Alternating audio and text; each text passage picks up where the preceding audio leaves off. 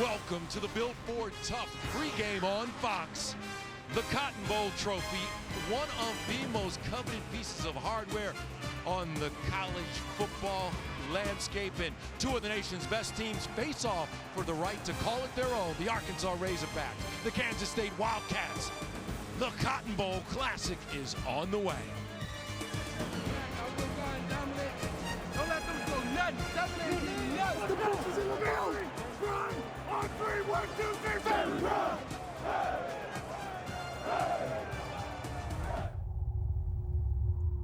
It's the calm before the storm. One fearless expectation. Tonight, for the first time in nearly 2 decades, the Texas stage hosts the Top 10 showdown. The Kansas State Wildcats, led by one of college football's most potent weapons, battle bowl staples, the Arkansas Razorbacks, who have an offense to be reckoned with all their own. The front page is blank. The history books are waiting. Failure might be humbling, but I prefer victory. The AT&T Cotton Bowl, next on Fox.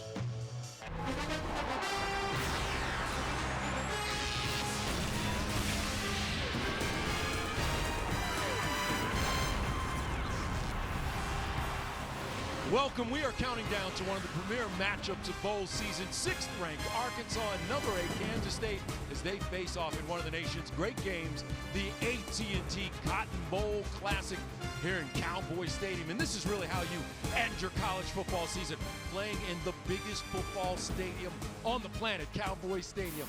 Hello, I am Kevin Frazier, and I am joined by 3-time Super Bowl champion Daryl Johnston, and on the end, my partner, Hall of Famer and Heisman Trophy winner Marcus Allen. And guys, an amazing building, an amazing game. The greatest venue in all of sport, 2 top 10 teams, the stage is set. This is going to be a fun night. Kevin, always enjoyed the Cotton Bowl, wanted to play and never got the chance, but I also enjoyed some of my favorite players, Joe Montana, Joe Theismann, Earl Campbell, so a lot of fun memories.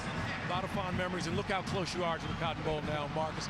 You know, I want to tell you that 8 times this game has produced the national champion, and the 2 teams you're about to see tonight were both in the national championship conversation at some point during the year. All right, let's start with the 6th ranked Arkansas Razorbacks and their journey to the AT&T Cotton Bowl Classic. Ranked as high as number 3 this season, the Razorbacks were the 2nd highest scoring team in the SEC. And on offense, it all starts with junior quarterback Tyler Wilson. And keep in mind, the 2 teams that beat Arkansas this season are playing in the national championship game, LSU and Alabama. Now, Daryl, there are a lot of people out there tonight who are seeing this Arkansas team for the first time. What should they expect? Explosive still. Even after losing a player like Ryan Mallett, Tyler Wilson has made a seamless transition to be the starting quarterback. I watched him at practice Tuesday. He throws well from the pocket, throws well on the run. Good location with the football to allow this talented group of wide receivers to run after the catch. The challenge for Tyler Wilson tonight is going to be patience and decision-making. He's going to see a lot of zone defense from Kansas State. All right, keep in mind, last time Tyler Wilson was in this building, he threw for 510 yards against Texas A&M. All right, now let's take a look at the underdogs, the 8th ranked Kansas State Wildcats in their journey to tonight's game. Picked to finish in the bottom half of the Big 12, K-State stormed to the top of the standings, and they almost won their conference crown. The Wildcats ran off 7 straight wins before losing a pair of games to top 5 teams. But a strong finish has landed National Coach of the Year Bill Snyder's team in the AT&T Cotton Bowl Classic. And all right, Marcus, nobody in the world expected this team to be here tonight. How did they do it? Nobody except K-State. And it all starts with Colin Klein, the outstanding quarterback who put up some incredible numbers.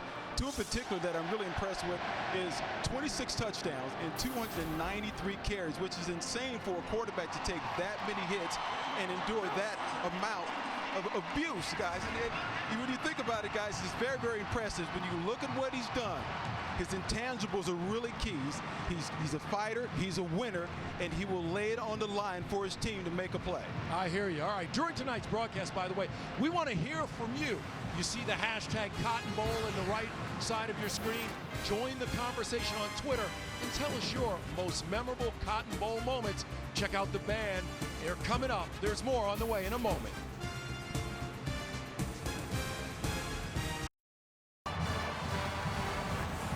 Welcome back to the Build Ford Tough pregame on Fox, and on the field right now, the Kansas State Marching Band.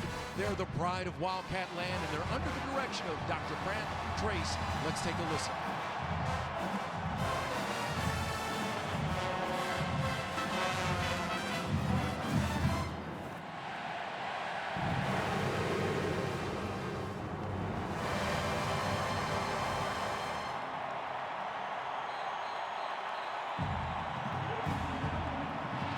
Welcome back. You know, the Purple Nation's reach is far and wide, and at the Emmys last year, Modern Family star Eric Stonestreet proudly sported a Wildcat pin on his tuxedo as he walked the red carpet. But it is another famous face that attended Kansas State who has more on the score.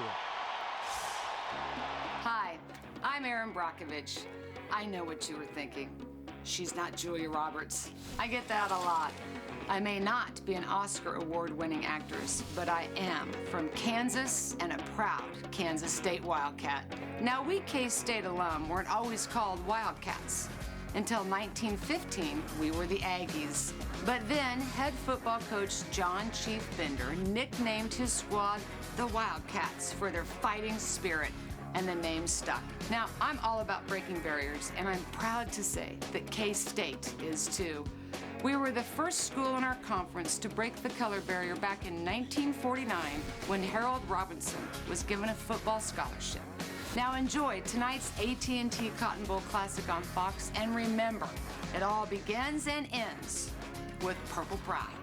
Go Wildcats. Thank you so much, Aaron. And by the way, for Kansas State on the football field, it all begins and ends with Colin Klein. But Marcus, there is more to this team than just Colin Klein. Well, he certainly does. Going to have some help, especially in the backfield. It's going to start with John Hooper. He has to have an outstanding game. He averages 5 yards a carry. He's 5'7", 185 pounds. He's not like your normal running back that size, bounce it outside. He likes to run between the tackles with the big boys. Now, it's critical they have a great game because Arkansas is ranked very, very low in run defense. They're give up 174 yards there, so it's critical that they run the ball well, and it helps their play action. And defensively, I'm going to keep my eye on Tyson Hartman. The secondary for Kansas State has dubbed themselves the Cheetahs because of their pack mentality. Tyson Hartman is the leader of that pack. It's going to be his job to close the middle of the field, prevent those big plays from Arkansas's passing game. But don't forget that Arkansas runs the ball well. They average almost 140 yards a game. So Tyson Hartman does also have to come up and stop this running back by committee. Dennis Johnson, I think, is the best running back in the game tonight. You certainly got a point there. A lot of people think that Bobby Petrino wants to throw the ball all over the field, but that's furthest thing from the truth. He wants a balanced attack, whether it's by Dennis Johnson or it's going to be running back by committee. He will get that done. And by the way, back to Tyson Hartman, a 3.5 grade point average in finance. That kid is one of the things that is right about college football, and I feel we need to celebrate. All right, coming up, we fix our focus on all things Arkansas, including a live performance by the Razorback Marching Band on the field right now. And 2 Arkansas alums. You are watching the 76 AT&T Cotton Bowl Classic on Fox. To the Arkansas team. On behalf of all of us at AT&T, I'd like to welcome you to the 76th annual AT&T Cotton Bowl Classic. Tonight, we've got 2 of the nation's best teams competing, the Arkansas Razorbacks and the Kansas State Wildcats. I'd also like to wish each of you a wonderful 2012. Enjoy the game.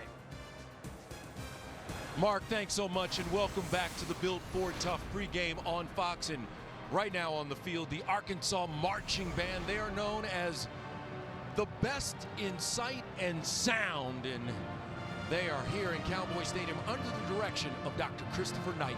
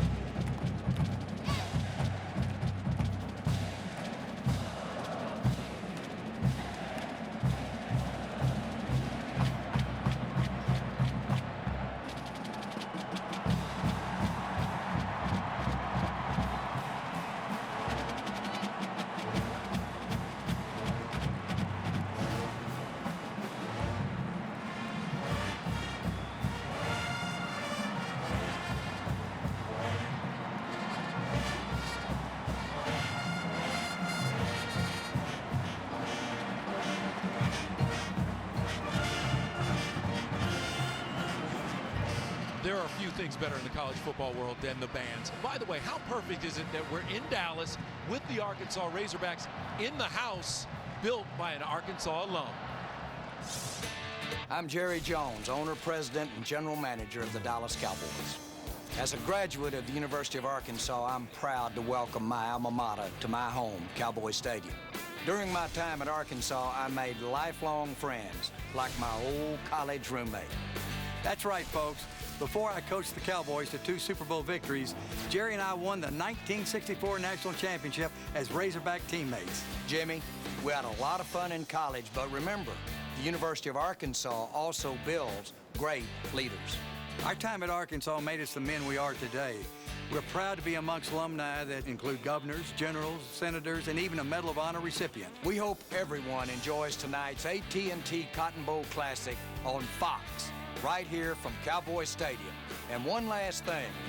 Woo! Hey! Surrey! Darryl, you've known Jerry for a long time. Have you ever seen him do that before? Never. Now, I thought he bled silver and blue, but it looks like he's still got a little bit of red in there. He does. And let's get back to the team in red. And look, everybody knows that Colin Klein is going to run the ball a lot tonight. Does that mean it's easier for Arkansas defensively? No, just because you know what's coming doesn't mean you're going to be able to stop it. I'm going to keep my eye on Jake Beckett tonight. They attack everything on the end of the line. He's going to have option, power game, counter, everything. And as Arkansas, it's all about the return game. And Joe Adams, the best in the country, 3-punt returns. He's outstanding. And you know what? If I was Kansas State, I would not kick the ball, guys. Never. I wouldn't either. All right, it's almost game time. Let's head down to the field and PA announcer Jim Jennings for the introduction of our national anthem. Ladies and gentlemen, at this time, to honor America, we invite you to join in the singing of our national anthem, performed by Grammy-nominated and Country Music Association New Artist of the Year, Republic Nashville, Platinum Recording Artist, the band Perry.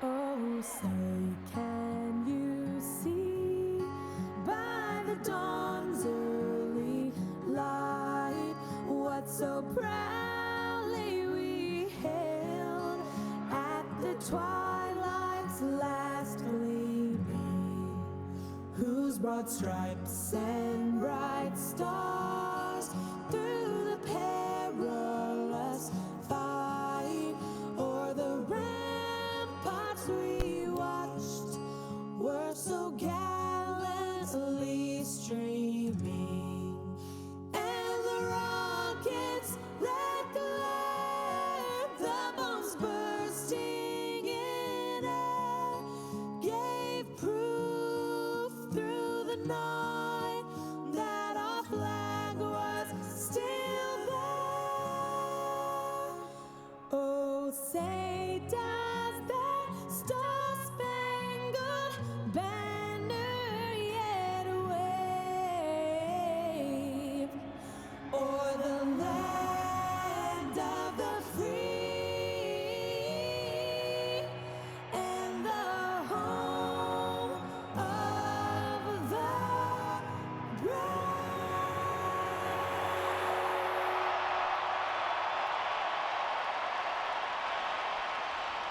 Great stuff from the band Perry. All right, guys, it is almost game time. Let's get down to business. And Marcus, I'm going to start with you. Who wins this football game and why? I'm going with the underdog, Kansas State. I think they've been overlooked, underappreciated. Besides, I played in Kansas City, man. I knew that's what it was. I knew that's what it was. To be honest. I became a big fan. Listen here, I just think they're a great team. I think Bill Snyder's done a great job of coaching his team. They're very well prepared. And I'm sure, Darryl, you feel the same way, or are you going the other direction? I'm going to jump on with you. I like the fundamentals. I like the confidence they're playing with right now. They've gotten better and better every week. Talked to Colin Klein. He said if we looked at ourselves week 1 against Eastern Kentucky, we wouldn't even recognize ourselves. You know what? There's no way that Jerry knows that right now you just picked Kansas State in his house. If I'm not back for halftime, you know I've been kicked out. I can understand why. Let me tell you something. Cowboy Stadium is packed to the rafters. This house is rocking. It is plenty loud. It is time now to get it to the guys who are calling tonight's game. Gus Johnson and Charles Davis. Have a good one, guys. All right, Kevin, thank you very much. CD, bold predictions by Marcus and Moose, but you understand why. Nobody expected K-State to go this far this season, but because of Bill Snyder and the philosophy of toughness that he's established, this team can play with anybody. Toughness, which leads to power, especially on offense and how they run the football. You heard the guys talk about Colin Klein and what he would provide from the quarterback position in the run game. Well, the offensive line, a bunch of maulers, tough guys who will chop holes in the defense for him. Then you flip it over to the defensive side. They're proud of their defense too. They display that same toughness, but they show a little speed too, especially in the secondary. The cheetahs, they call the defensive backs, and they'll go get the football, especially Nigel Malone, their corner. Well, they're going to have an opportunity to go after the football, because when you look at this Arkansas team, they may be the fastest squad offensively in the nation. Relay team, anyone? Because that's what they have. When you think about the wide receivers and what they do, but Tyler Wilson triggers it, as the guys talked about in the pregame show. He'll throw to all those different people. But when you look at Arkansas, they also show that element of toughness too. Flip it over to defense, interior defense, and their secondary. Tremaine Thomas is a tough player back in the backfield. I can't wait. Let's go ahead and do this, Gus. No more talking about it. Let's go ahead and get to it. This stadium is electric. It's alive. These people are ready to go and see some football. Number 6, Arkansas. Number 8, Kansas State. All right, Charles, you are 100% right. Electricity in the air. And let's join our coach on the sideline, our sideline analyst, Coach Tim Brewster. Gus, as Charles just said, the atmosphere is absolutely electric here. Jerry Jones has built an amazing venue, but most importantly, these fans are here. They are ready to support their team. And guys, we've got 2 great football teams to play in this game. But I'm going to tell you guys, the hair on the back of my neck is standing up. It's electric down here. All right, thank you very much, Coach Brewster. The 76th AT&T Cotton Bowl, 80,000 fans, a sellout crowd in attendance in the house that Jerry built, as the Kansas State Wildcats prepare to come onto the field. And the Kansas State Wildcats epitomize the underdog. They fought for 12 weeks to get here. Tonight, they look to finish this season with not only a victory, but with the respect of college football nation. Not once this season did the Kansas State Wildcats let someone tell them they couldn't do something. When nobody believed in us. Nobody believed in us. We believed. We believed. In our ability. In each other. In each other. Touchdown, Kansas State! These Wildcats are family. We are family. Family. Oh my goodness, what a play! The pitch here to Huber. Touchdown, Colin Klein of the Wildcats! This season has become both a symbol of struggle and the reason for it. How much we're willing to fight to achieve what we want. We came here to play. Together. We came here to sacrifice for each other. We came here to win. to win. To win. Wildcat touchdown! The Wildcats win the game! Tonight is the greatest night of their lives. Football games come and go, but a Cotton Bowl victory, that lasts forever. Who am I? I'm the K-State Wildcat.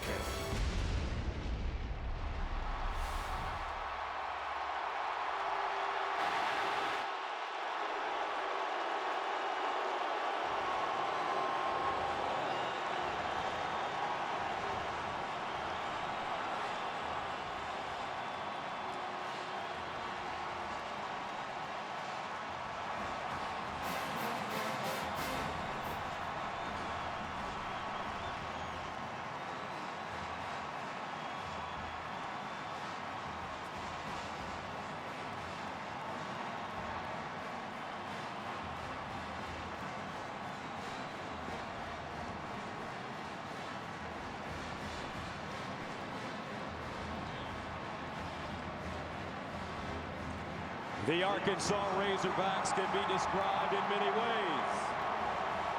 Tough, explosive, and fast are all well earned. Tonight, the Razorbacks look to show everyone they are an elite team and add to a long tradition of excellence. These Arkansas Razorbacks are no strangers to big games. Playing in the SEC, they know what it takes to succeed. Toughness. Toughness. Toughness. Toughness. And he is tattooed behind the line. Jerry Franklin. Speed. Speed. There he goes. Adams down the sideline. Touchdown, Arkansas. The desire to compete. To compete. To compete. This is what defines us. An offense that is relentless. A defense that is stubborn. And a determined group of seniors that have one more game left in them. This is our time. Our time. Our time. Our time. We've come here to win. To win. To win. To represent our school. Our fans. Ourselves. Ourselves. Ourselves. These are the Arkansas Razorbacks. I am an Arkansas Razorback. We are your Arkansas Razorbacks.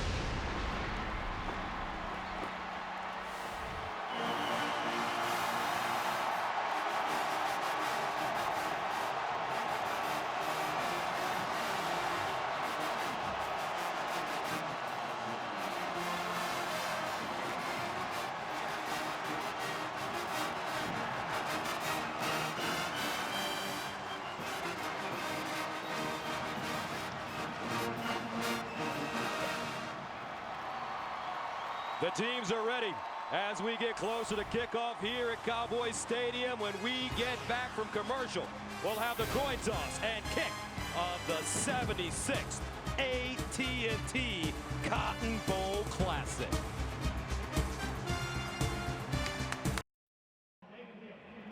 The AT&T Cotton Bowl Classic on Fox is sponsored by AT&T. Get it faster with 4G. Rethink possible. And by the Ford F-150. Available with the efficiency and power of EcoBoost. And welcome back to Dallas, and this is the first Cotton Bowl matchup involving two top 10 teams since 1994.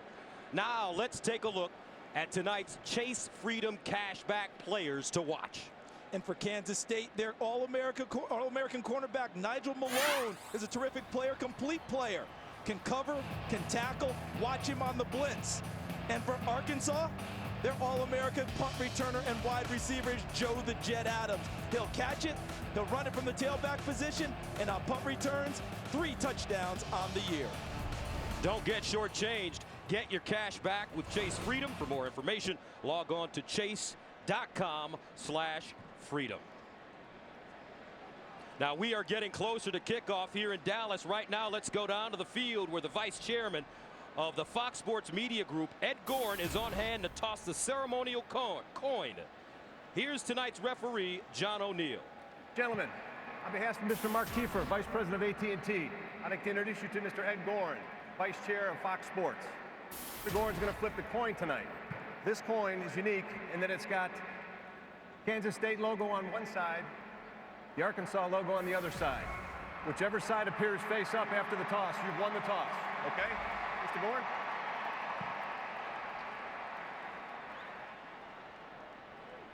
Kansas State, you've won the toss.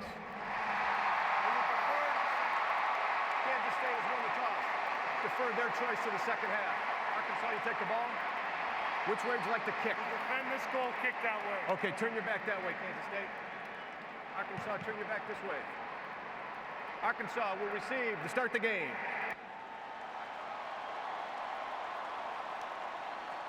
All right, the head coach of this Kansas State squad, 72 years old, Bill Snyder, in his 20th season. He's been named the 2011 National Coach of the Year by 4 publications, named the AP Big 12 Coach of the Year as well.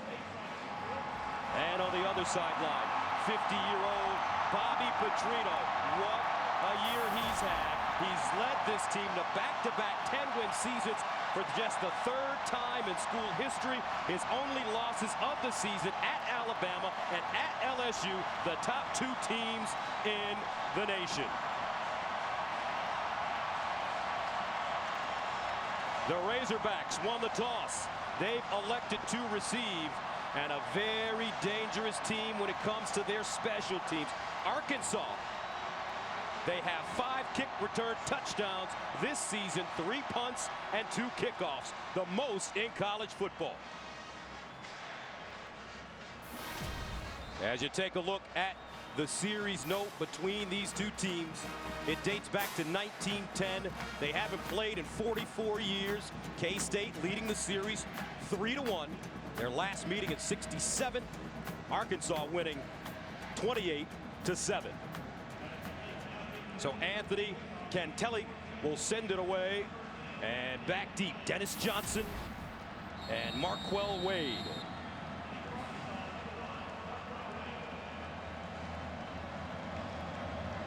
K-State, Arkansas, and we're underway. Line drive kick fielded at the 25-yard line, and getting outside is Morgan Linton down the sideline, and Arkansas will start at the K-State 40. So let's take a look at the starting lineups for this Arkansas offense. Very dangerous, chock full of speed. And second-team All-SEC performer Alvin Bailey helps anchor the offensive line. He's a terrific player, 25 starts in just 2 short seasons. And when they want to throw the ball, they have that track team, but keep an eye on their tight end, number 80, Chris Gregg, a former wide receiver. He's bulked up to play tight end. He'll be quite a threat this evening. Tyler Wilson, first-team All-SEC, the first Arkansas quarterback to be named All-Conference since Quinn Grovey in 1988 when they were in the Southwest Conference. And on first down, incomplete.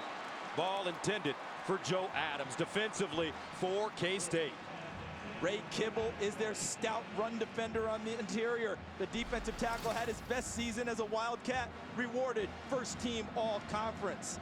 At linebacker, the transfer from Miami, Arthur Brown, anchors things. He's also a first-team All-Big 12 performer. And back deep, David Garrett may be small, but he makes plenty of plays. Second down and 10 of the 42. Dennis Johnson, the lone setback for Tyler Wilson.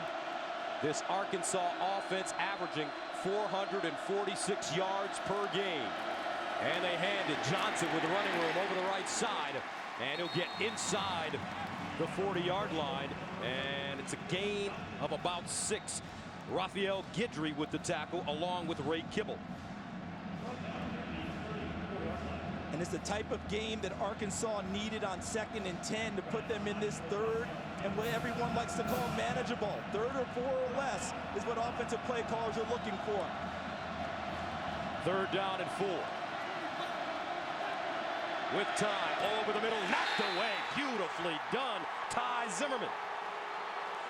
The sophomore from Junction City, Kansas, reaching around. Tyson Hartman in the secondary with Ty Zimmerman. They're 2 great secondary players. Zimmerman, number 12 on the coverage, comes up and goes over the top. Gregg appeared to slip a little bit on his route, but a nice play by Zimmerman. Over the top, no pass interference. So look at this. They're going for it. 4th down and 4 at the 36, opening drive for the Razorbacks. And the player he trusts is Jarius Wright, number 4, 3rd man in on the slot. Tyler Wilson in the shotgun. And he'll throw it again. Wilson with all day, steps up in the pocket, shovels it off to Dennis Johnson, but he won't get there, or will he? Let's see where they spot the football. Looks like they will be short. Arkansas going for it on 4th down. Coach Petrino not happy. Well, why did the play become successful? Look at the coverage in the secondary. There's nowhere to go with the football. Everyone is swallowed up, and that allows Jordan Volker now to get into the pass rush. There he is at the end. He shovels it off, but it's too late. Excellent job by the Kansas State secondary. So K-State takes over at their own 36. Colin Klein, one of the great rushing quarterbacks of this season, under center.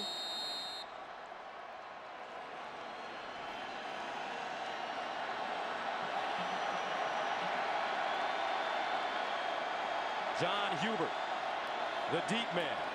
Play action, Klein rolling, throws, sideline, and it's got man at midfield.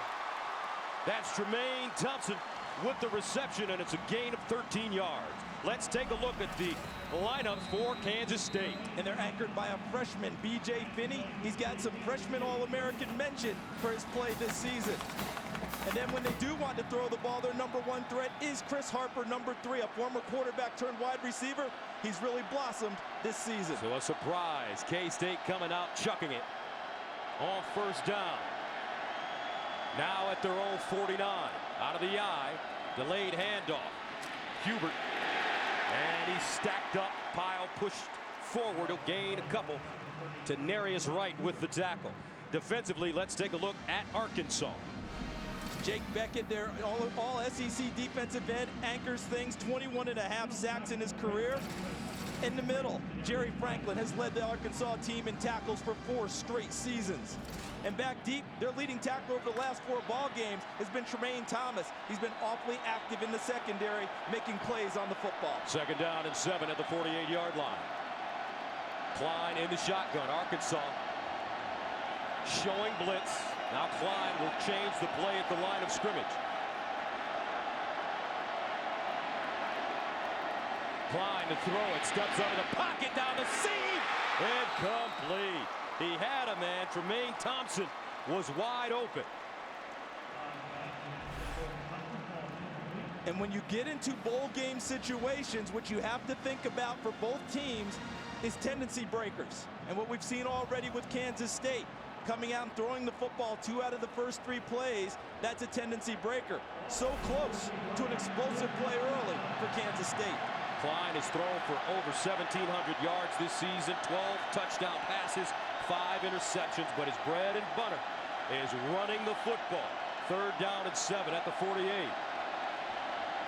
Klein in the gun again. Up top, incomplete. Ball intended for Chris Harper goes right through his hands. 2 early drops for Kansas State, and that will force the Cats to punt it away. Little high with the last pass. Good coverage in the secondary by Greg Gatson, number 28. But when you play tendency breaking, and you had set it up, Gus, they like to run the football. You have to be accurate throwing it in order to gain the ground. Joe Adams, the most dangerous punt returner in college football, averaging 16 yards per punt return, 3 touchdowns, is back deep at the 10-yard line. Ryan Dorr punting from the 40.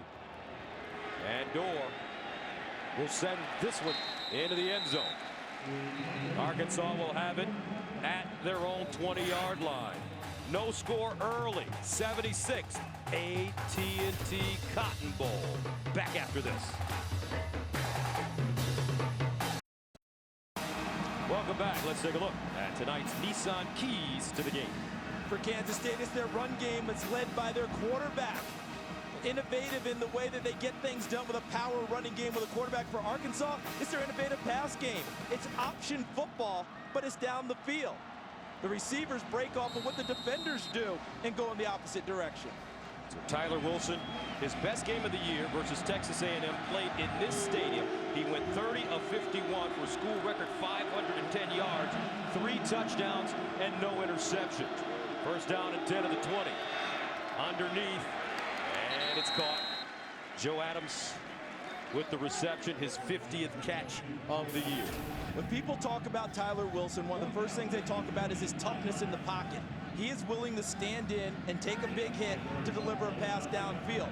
What's underappreciated is his mobility and his accuracy, not to mention his leadership. He grabbed this team in the offseason and made it his after Ryan Mallett went to the pros. Mallett with the New England Patriots backing up Tom Brady, 2nd and 5 at the 25. Full stop. Offense number 71. 5-yard penalty, still 2nd down. So some early game jitters for both of these teams. A couple of drop passes for Kansas State. And now a false start penalty for Arkansas. So the layoff, there must be a couple of bugs and cobwebs as they get going again. You can practice all you want. Game speed, the atmosphere, the emotion comes into play. You can't really replicate that in practice. Both of these teams off for over a month. Arkansas says they're off 42 days. 2nd down and 10 at the 20-yard line. Dennis Johnson in the backfield. Wilson to the far side. And it's caught once again as Brett Childs makes his 17th catch of the year. He'll gain 6 yards on the play. He's averaging on the season about 12 yards per reception. coming back from the knee injury in the offseason. But one of the things I'm impressed with early in this game is watching Kansas State's coverage. They talk about the speed of Arkansas, but Kansas State's not really backing off. They're running with them, and when the ball is caught, they're right there to make the tackle. Arkansas averaging about 310 passing yards per game. That was first in the SEC. They were first in the SEC in total offense. 3rd down and 4. Underneath, beautiful throw, flag on the play. Kobe Hamilton will get out of bounds, but let's see as Ty Zimmerman chases him out of bounds. And the flag back at the 29.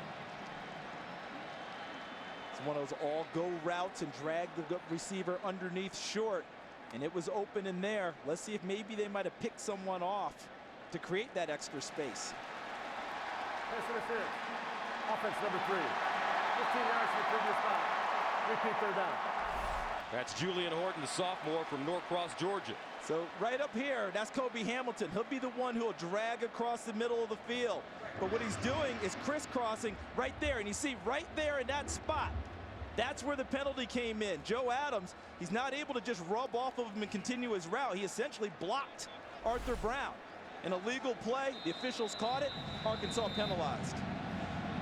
So that brings up 3rd down and 17 from the Arkansas 13. They need to get to the 30-yard line for 1st down. Trips at the bottom of your screen. Johnson motions out of the backfield.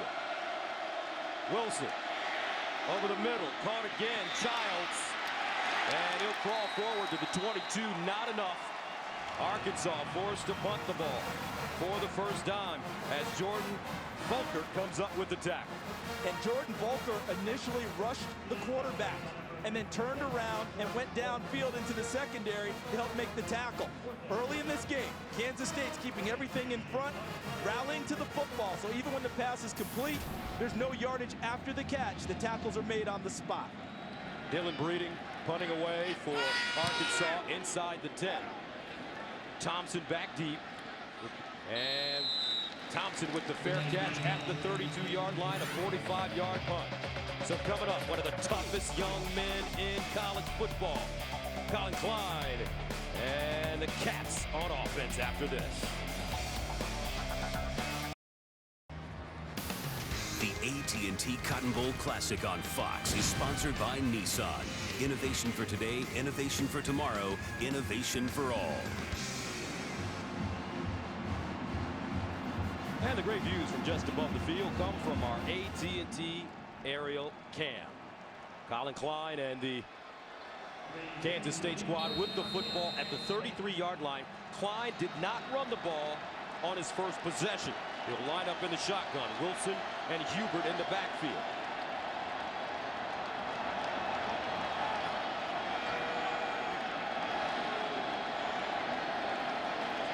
Now Klein gives it off. Wilson around the corner,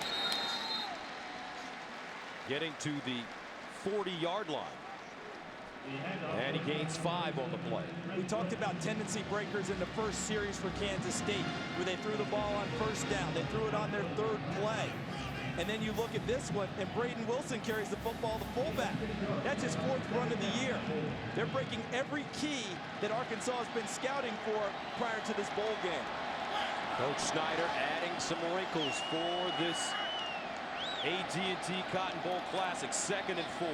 They hand it off to Hubert. And Hubert will get close to the 1st down. About 3.5. That'll bring up 3rd down and short as Robert Thomas, the sophomore, comes up with the tackle for Arkansas. And as you noted, Colin Klein has yet to run the football on a called run. This is his territory. This is how he does it. Oftentimes they come right up and sneak it with it. Here's a man that comes into this game with 293 carries for over 1,300 yards and 26 touchdowns as a quarterback. 3rd down and 1 at the 42. Arkansas compares him to Tim Tebow. Quarterback sneak, and I don't know. If he got it, it was the 2nd and 3rd effort because the legs never stopped churning for Colin Klein. Klein, 6'5", 226 pounds. Let's see the push they get up front. Arkansas meets them pretty well. And there was a chance in the backfield. Looked like number 43, Tenarius Wright, had a chance to go tackle the quarterback and bypassed him and missed him, but had a chance to kind of pull him back. He ends up taking out the fullback, and Klein pushes forward. Again, if he got it, it's because the legs never stop moving.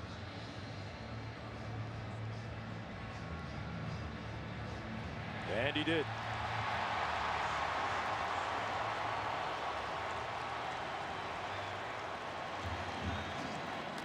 Second first down of the game. 8:04 to play in the first quarter for Kansas State. Klein bleeding already.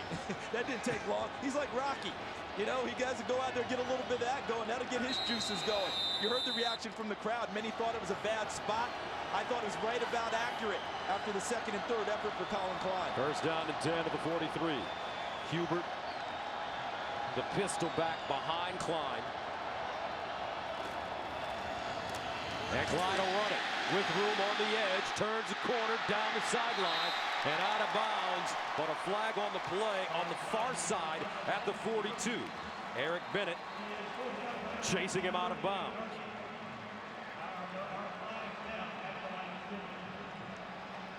And it would be a gain of 18 yards. Illegal shift, offense. 2 players moving without being set. 5 yards from the previous spot. Still first down. And we talked about that time off for teams. It's not just the emotion. It's not just the speed of the game. It's the small things, right? The things you work on every day that sometimes slip up because you've been off for so long, or what I should say, not in game action. It's not in the game speed.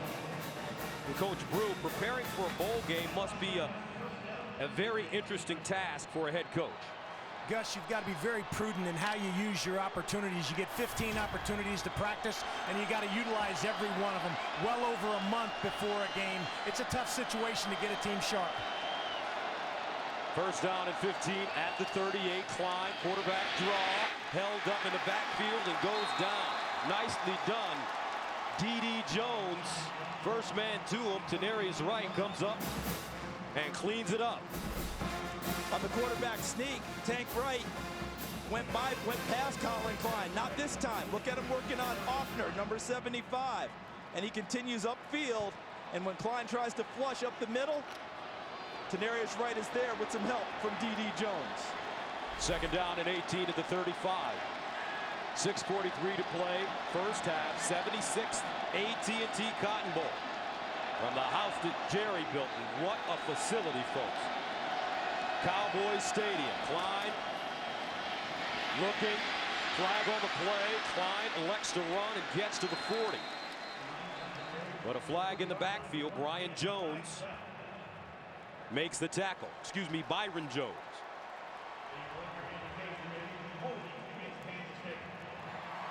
Look at the coverage downfield that Arkansas provides. Holding, offense, number 75. 10 yards from the previous spot. Still second down. All receivers covered up. Look at this. Everyone, even when a receiver runs it past one guy, the other guy picks him up. So that led to this. The hold by Clyde Offner, number 75, on Tenarius Tank Wright. So far, two teams that look very well matched. Two teams that lost only 2 games the entire season. For Kansas State, it was Oklahoma and Oklahoma State.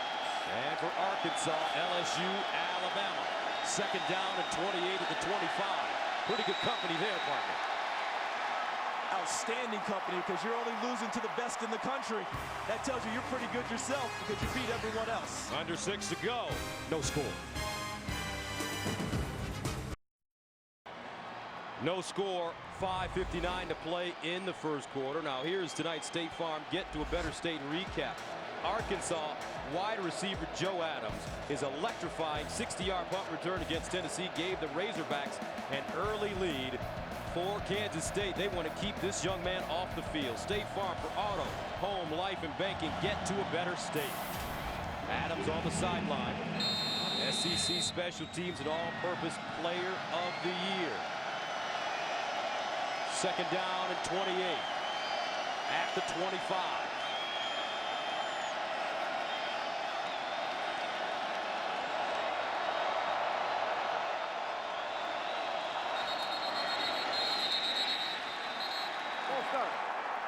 That's number 70. 5-yard penalty, still second down. So now we're getting to what coaches like Tim Brewster always call the self-inflicted wounds. It's the SIWs, another penalty against Kansas State. What's happening to them now is Arkansas has gained the advantage for the chains. Look at this, second and forever, which means that it limits the strength of the Kansas State offense, which are Colin Klein's legs. So now let's see what Kansas State decides to do. They go conservative and try and run it here and then punt it away. Joe Adams certainly hopes so. He wants the opportunity to return one with good field position. Bobby Petrino telling us in our meeting with him yesterday that playing with the short field, very important for this team this evening. Second down and 33. Klein sacked. He lost it. Arkansas may have the football, and they do. Jake Beckett with the sack, his 9th of the year. So take a look here. Jake Beckett out wide, working against Zach Hansen. It was second team all Big 12, and he goes right by him and doesn't just sack him, but knocks the ball free, separates it. And Tenarius Tank Wright, his counterpart at the opposite defensive end, comes up with the football. Great field position for Arkansas now. The first big mistake of the game goes against the Kansas State Wildcats, and that's not normal for them. Look out for a big shot early here from Arkansas. Beckett, first team All-SEC. Now Arkansas with the football at the 13. Johnson running it. And Johnson will get past the line of scrimmage. Possibly 2 yards on the play. Williams coming up with the tackle. Kansas State, they've turned the ball over, Charles, just 13 times in 12 games, 7th best in college football. And they were plus 13 in turnover margin. And look at how Arkansas has jumped out tonight. They've 9 straight games with a takeaway, trying to combat what Kansas State does so well. Second down and 8 at the 11-yard line. Defense, a big story in this game thus far. Arkansas, the more explosive team, with their best field position of the night. Draw play, Johnson again trying to jitterbug, and Johnson knocked backwards. Ball should be spotted around the 10-yard line, and the Razorbacks ranked second in the SEC and 26th in all of college football in red zone success, scoring 87% of the time. And what they need here is touchdown, because when you play Kansas State, if you let them hang around and only kick field goals, that plays into their type of game. You've got to set the pace against the Kansas State Wildcats, otherwise they chew up clock on you and keep the ball away from you. Third down and 7 at the 10.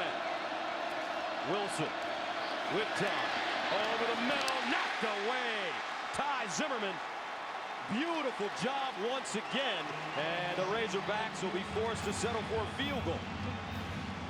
We talked about the toughness of this Kansas State team at the top, and it's exhibited in many ways. Watch Ty Zimmerman at safety, working against Chris Gregg. Sees the cut, breaks on the football, goes inside, and knocks it away. A second knockdown for Ty Zimmerman in this young ball game. So Zach Hocker on the season, 18 of 24. His long 50 from 26 yards away, up and good. So the Razorbacks score first, 3-0, 4:19 to play. A lot of hitting and tough defense going on here at the AT&T Cotton Bowl. Back after this. The AT&T Cotton Bowl Classic is sponsored by AT&T. Get it faster with 4G. Rethink possible.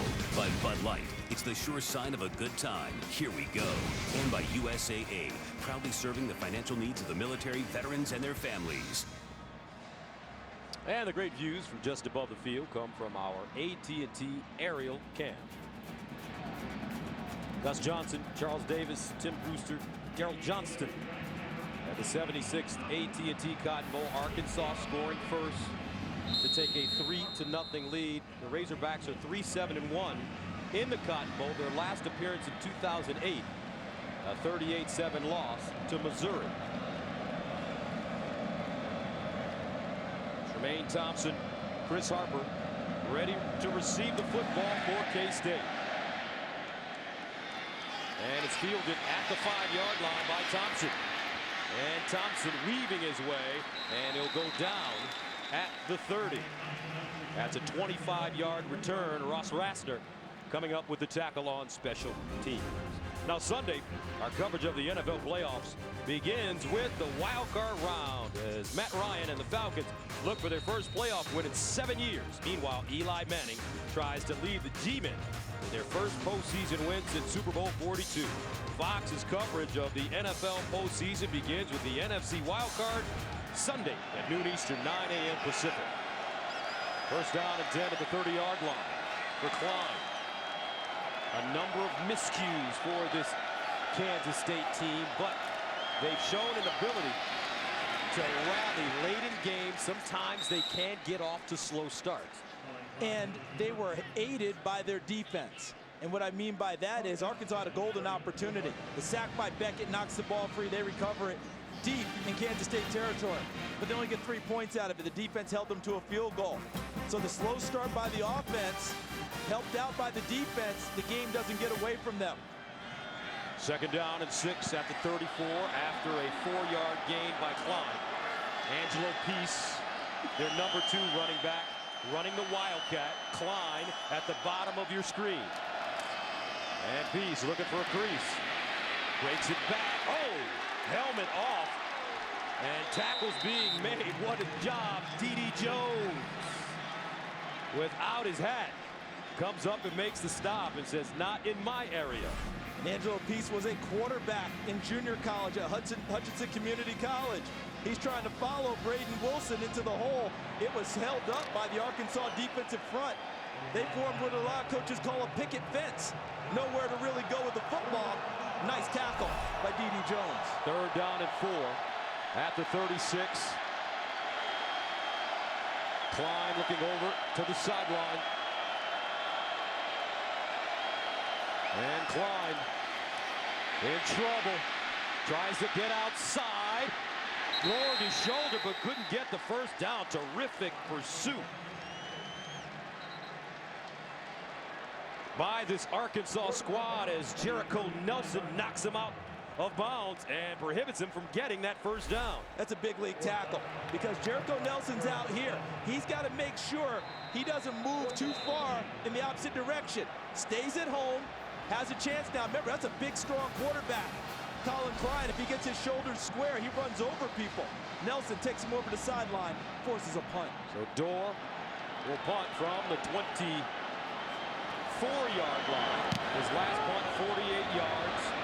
Wade and Adams back deep. Adams will give it a go. Adams trying to get outside and is wrestled down at the 25-yard line. A 37-yard punt and a 2-yard return.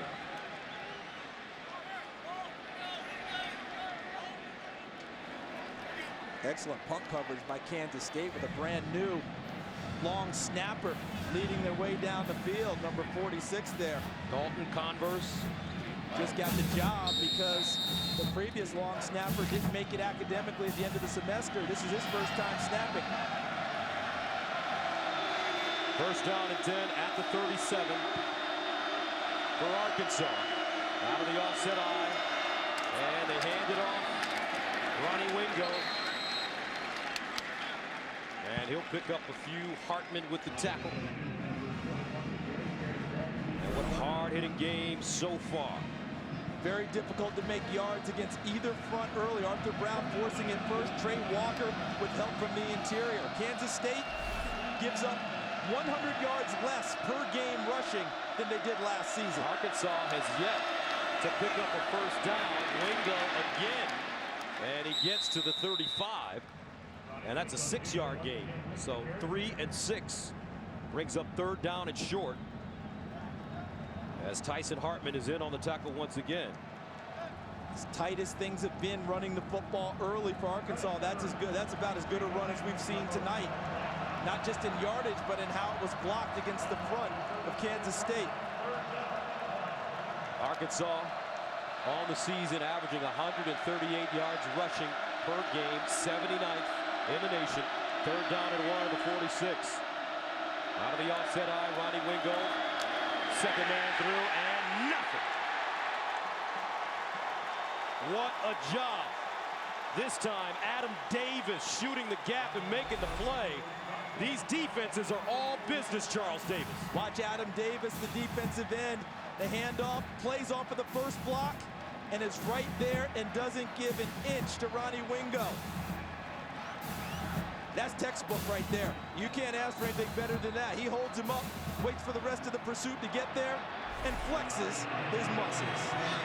Thompson back deep once again. High spiraling front, drives him backwards. Thompson from his own one. Thompson, collared, stays on his feet. Flag on the play, and he'll get all the way up to the 10. What a beautiful, booming punt by Breeding. But where is the field awareness of Tremaine Thompson fielding that punt inside of his 5-yard line? That ball likely would have kicked into the end zone. But he may get bailed out because of the penalty. During the return, illegal block in the back, number 8 return team. Half the distance going to spot on the foul. First down. No, he won't. Actually got compounded. I think he just lost track of where he was on the field. Look, he's catching it around the 2-1 yard line. And there's the block right there by Ty Zimmerman, the starting safety, number 12. Nicely done on the pursuit. Marquell Wade, number 1, getting downfield to force to stop his feet, and then the punt pursuit gets there to put him down. But again, know where you are on the field as a punt returner and help your team out. So Kansas State will start inside their own 5, but I like the energy of this game so far. Reminds you of that LSU-Alabama game. Great defense, and that's what we're seeing right now. These two teams are really playing hard. And what you're looking for now is which team can get a couple of explosive plays and put them together to create yardage and open up some space against the defensive fronts. From the 3, first down, Hubert. And he'll be lucky to get back to the line of scrimmage. Isaac Madison, first man to him, another Arkansas helmet flying.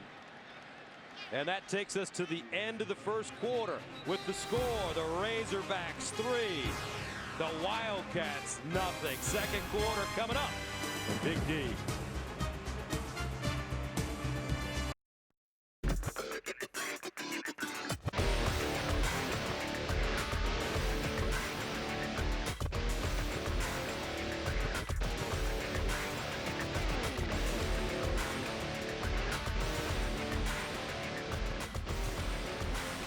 And welcome back to the AT&T Cotton Bowl Classic as we start the second quarter. Gus Johnson, Charles Davis, Tim Brewster, and Daryl Johnston. And folks, we've got a good old-fashioned defensive ball game brewing for Kansas State. 13 plays, 24 yards for Arkansas. 13 plays, 37 yards. These teams average 800 yards between them. Klein in the gun. Klein going up the sideline. Incomplete. Chris Harper, the intended receiver. And that brings up 3rd and long. I like what they did, though, because they faked the bread and butter play, which is Colin Klein on a running play, run a little stop-and-go action. But Isaac Madison, number 6, does a really nice job of not being fooled by Chris Harper slowing down and then accelerating, stays right with him, and is on the spot. 3rd down 9, after 4 for Klein. In the shotgun out of his own end zone. Hubert right next to him. Klein flushed out. Throws on the run. Incomplete. Intended for Harper again. Looks like that may have gone through his hands. If so, his second drop of the game. Should have run the football. This is one time where Colin Klein was a little bit too unselfish. Watch as he flushes from the pocket, and then take a look. Look at this. That's usually his territory to run the football. I understand. He had a guy down there, but that's a tougher throw. Let the big fella run it and try and pick it up. Dorr in the back of his own end zone, punting this football. And he gets it away. Wade and Adams back deep. Adams with it at the 45. Adams skipping. Adams gets outside. Watch out! Hits the sideline to Jet. Touchdown, Arkansas.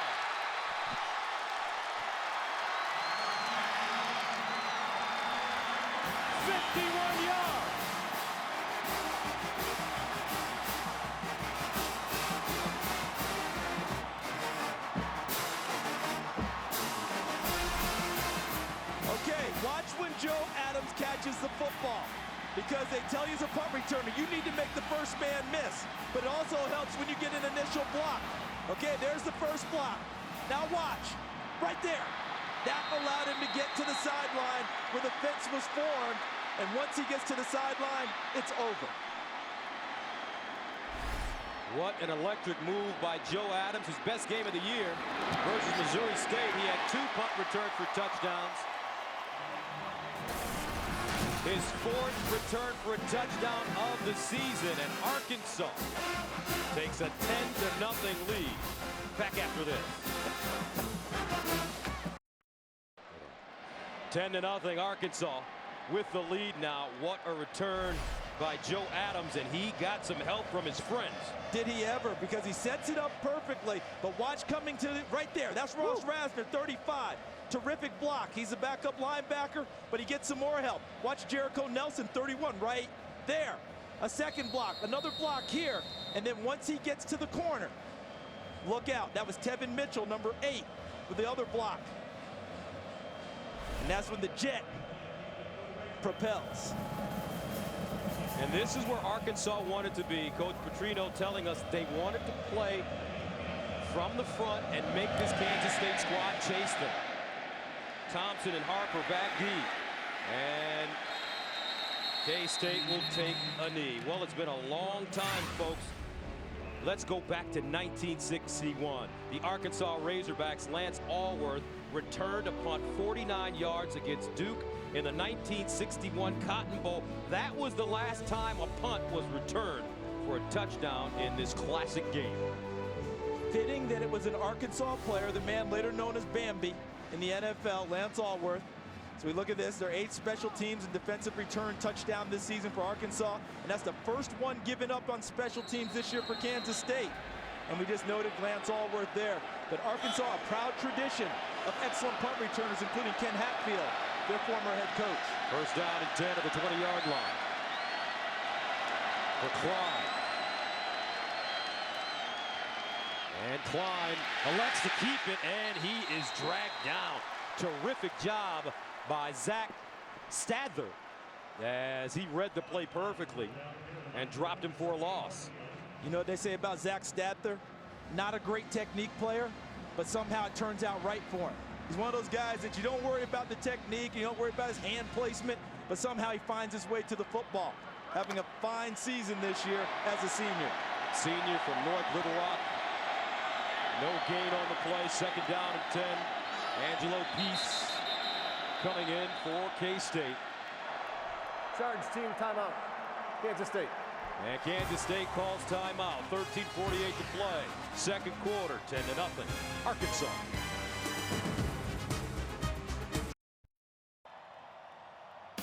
The AT&T Cotton Bowl Classic on Fox is sponsored by AT&T. Get it faster with 4G. Rethink possible. And welcome back, 10-0. Arkansas with the lead. The 1942 Cotton Bowl Classic between Alabama and Texas A&M was played during World War II. At halftime, 31 men took the oath of enlistment in the Navy, including Texas A&M's great lineman, Martin Ruby.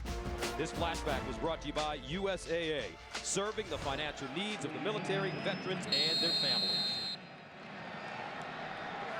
Kansas State faced with a second down and 10. Their last 4 possessions, punt, fumble, punt, punt. Angelo Peace in the Wildcat. He looks to throw it. And Peace steps up and goes down.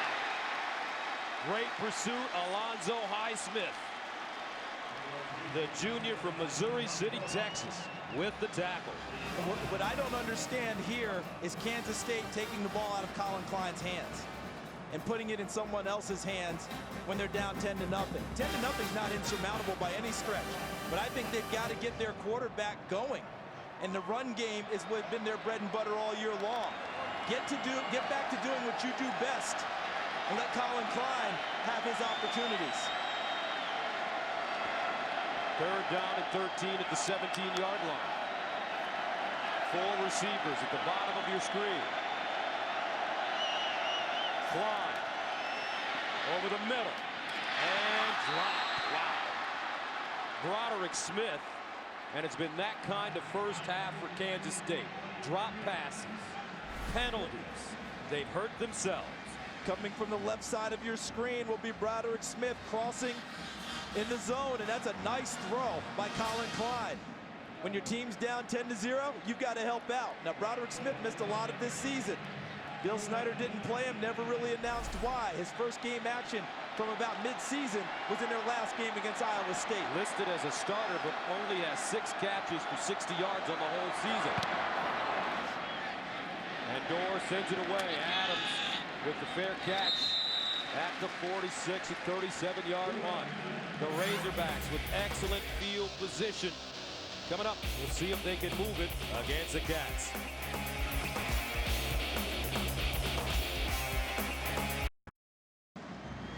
And welcome back, where the Buick Human Highlight Reel celebrates former NCAA athletes who are achieving even greater things after their playing days are over. See the stories unfold at ncaa.com/Buick. Excellent field position for Arkansas as we start here. The pressure shifts to Kansas State's defense right now. The offense is struggling. Bobby Petrino, as a play caller, is cold-blooded. He's looking for some of those explosive plays, the 25-yard passes, the 15-yard runs with this series. First down at their own 46 for Tyler Wilson and the Arkansas offense. Dennis Johnson with a huge hole, still on his feet at the 30 and down. At the Kansas State 25, Nigel Malone making the tackle, but it's a gain of 28. One of the explosives we talked about. Look at the left side of the line and watch how well blocked this play is. Look at the hole. He's to the third level, to the secondary before you can blink. Runs through a tackle by Ty Zimmerman, number 12. Tyson Hartman can't bring him down. And he's off to a big, big play. Now Wilson sprinting out of the pocket, throws backside, and knocked down at the last moment. Malone again. Great recovery in the air, and he wanted to pick that one off. He has 7 interceptions on the season.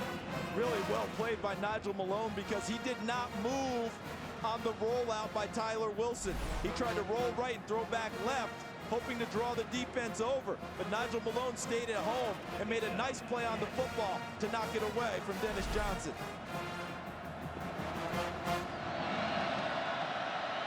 Second down, 10. Near side, and a strike thrown to Kobe Hamilton. Hamilton gains 8 on the play as David Garrett comes up and stops him.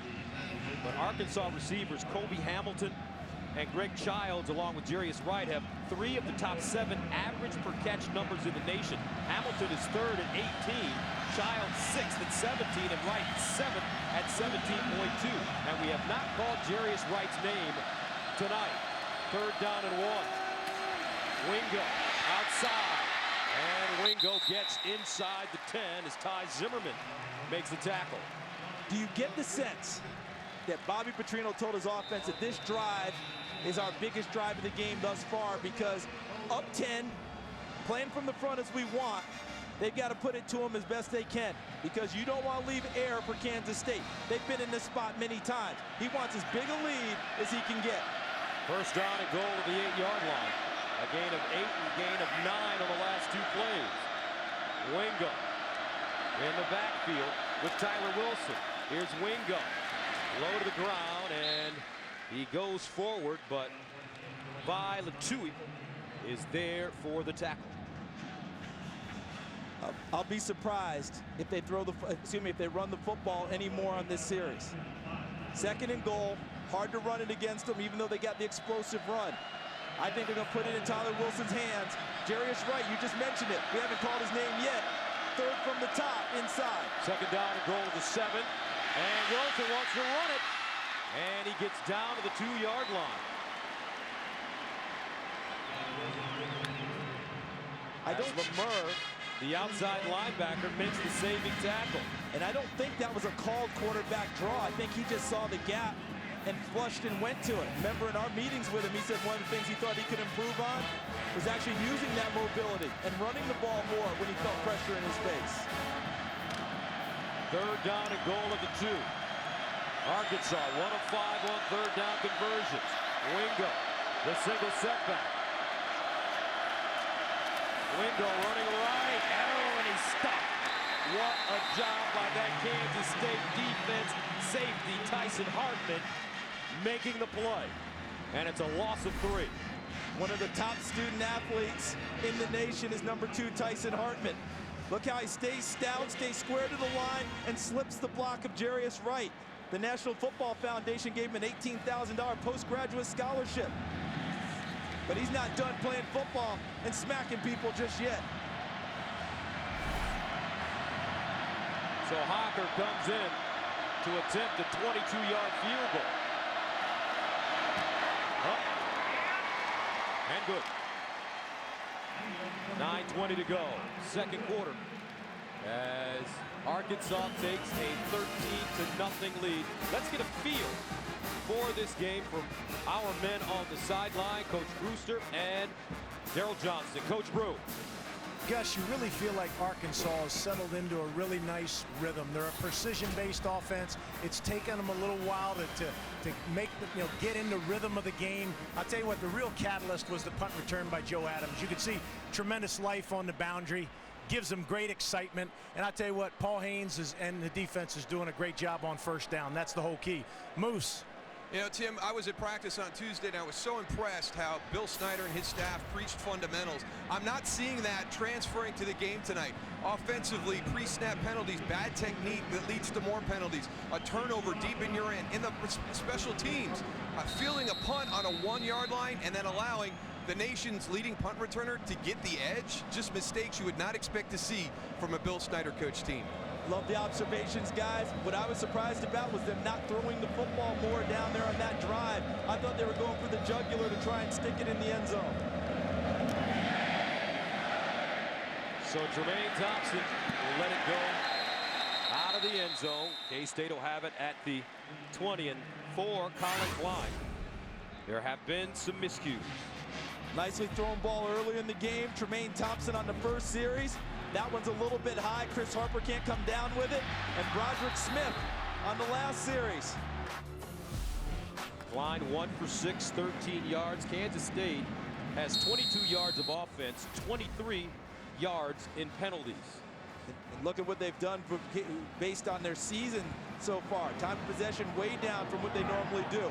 -1 after being +13 in turnover margin. But credit their defense. They've held them to 2 field goals in scoring opportunities and have kept them in the game. 1st down at the 20-yard line. And the Wildcats will run it as Wilson, the fullback, carrying for the 2nd time, stopped by Robert Thomas. And they also had Colton Miles Nash, number 90. Bottom of your screen at defensive end. He's been a tight end for most of the year. They flipped him over to defensive end. Watch him also stay home. Initial contact. Well played. 2nd down 8 at the 22.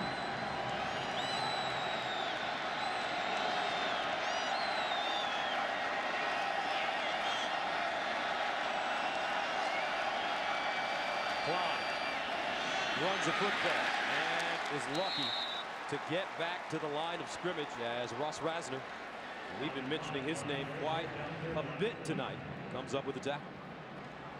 Coach Brewster did a nice job talking about Arkansas winning on 1st down on defense, where they're setting up 2nd and long, and then it's turning into from second long to 3rd and long. The new defensive coordinator, Paul Haynes, has a new spirit on this team. They've held this rushing team to 11 yards tonight. They average close to 200 per game. 3rd down 8 at the 22. They need to go to the 30 for 1st down. Wilson, the motion man. Klein looks backside, sets up a screen. Hubert, and another terrific defensive play by this Arkansas squad. Tevin Mitchell the freshman from Mansfield, Texas, makes the tackle in space. You talk about staying home. Watch to the bottom of your screen, number 8, Tevin Mitchell. Watch what he does. Flo goes away. He stays behind, sees him set it up, slips the block inside by number 50, Nick Pitts, and makes the play on Hubert. Fifth punt for Dorr. Adams will get a shot from the 31. And Adams gets to the 39, a 52-yard punt and a 9-yard return. So with the score 13-0, coming up the K-State defense trying to keep this team in the game.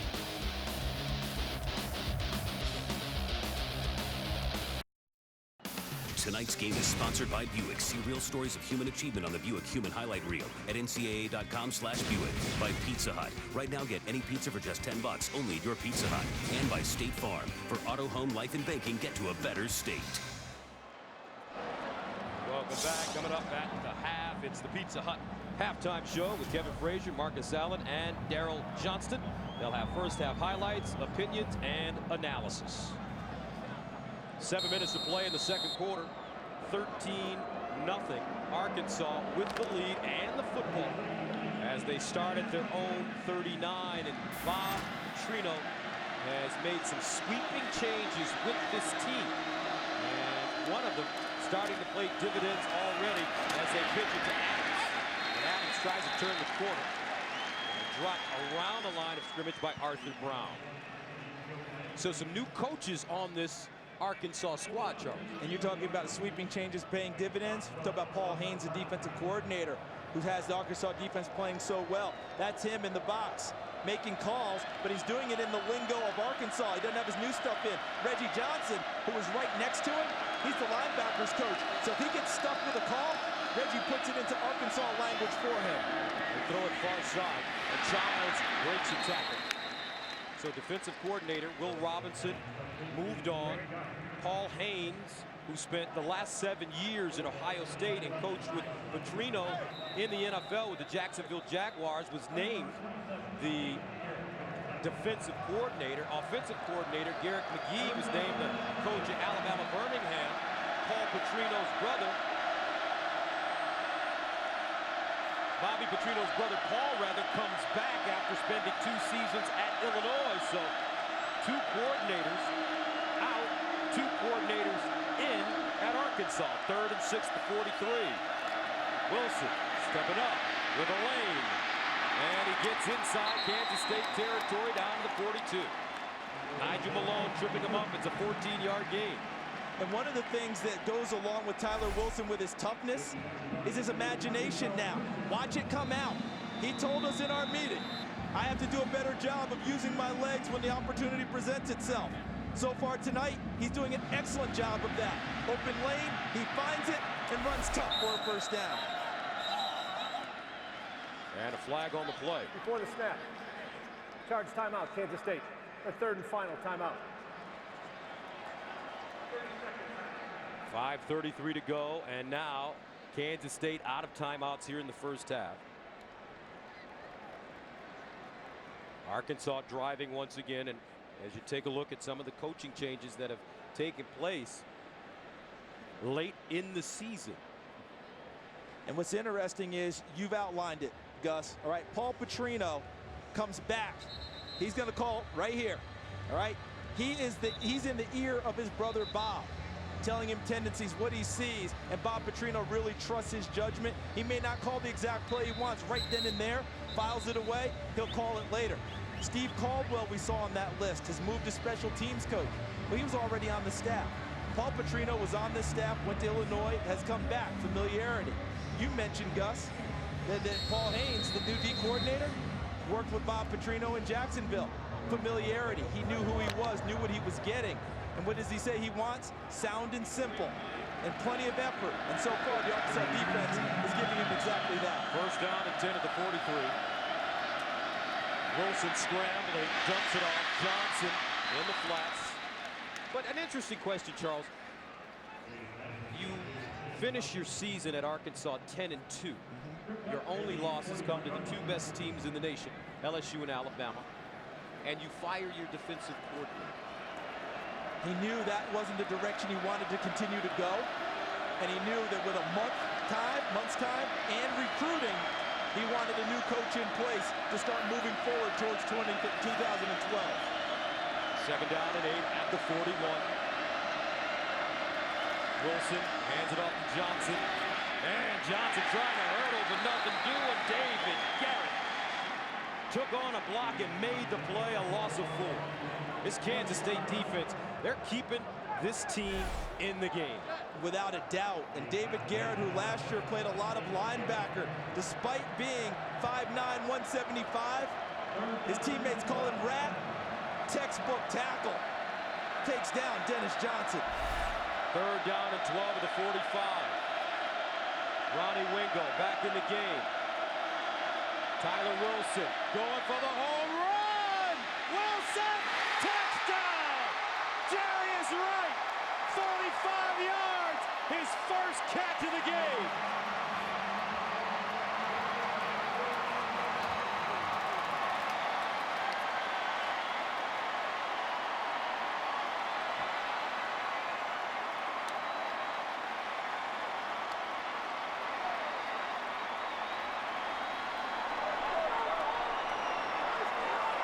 We had not mentioned Jarius Wright's name.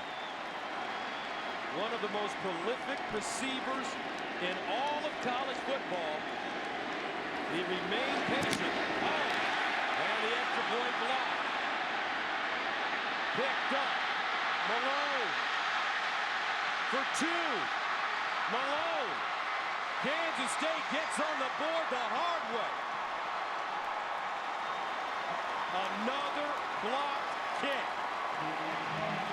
That's Raphael Guidry. That would be his 5th block of the season.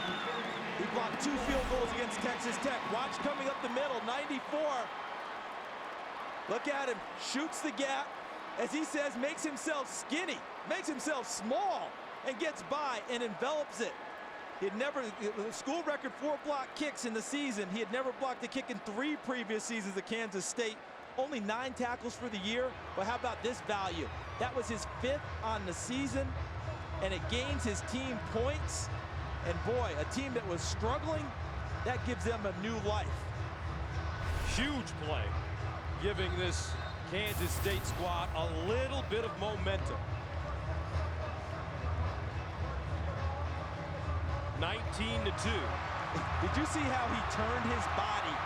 He talks about that. They always talk about linemen sliding through, making themselves skinny or small to get through the gap. He has a knack for it.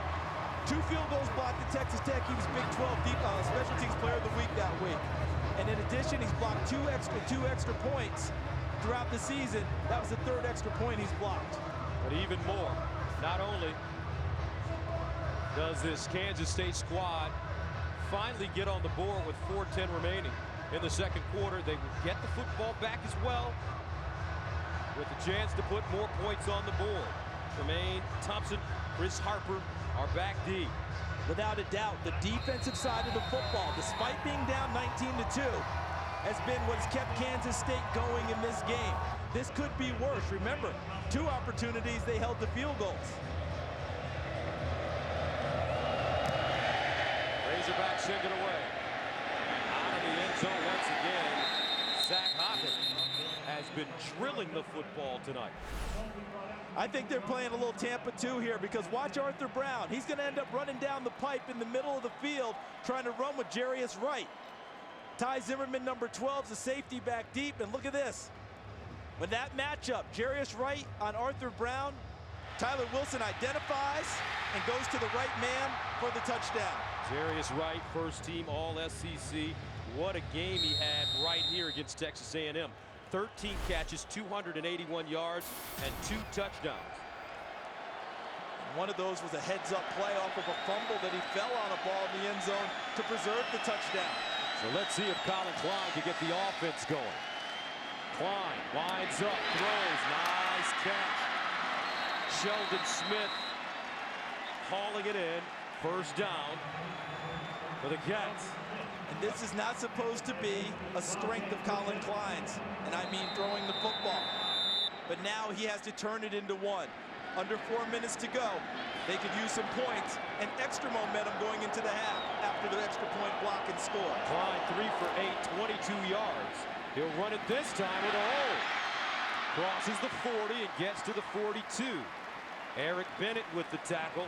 A gain of 8, so a gain of 14, a gain of 8 on the first 2 plays. And if Arkansas has any type of a letdown, Kansas State will make you pay for it. They are a team that competes on every snap, and not every down is a throwing down here. Second down and 2 at the 42. 3:20 to go. Kansas State out of timeouts.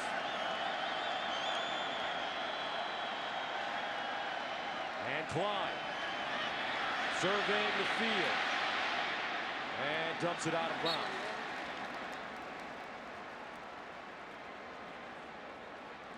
Good coverage downfield, smart play by Colin Klein, moving out of the pocket.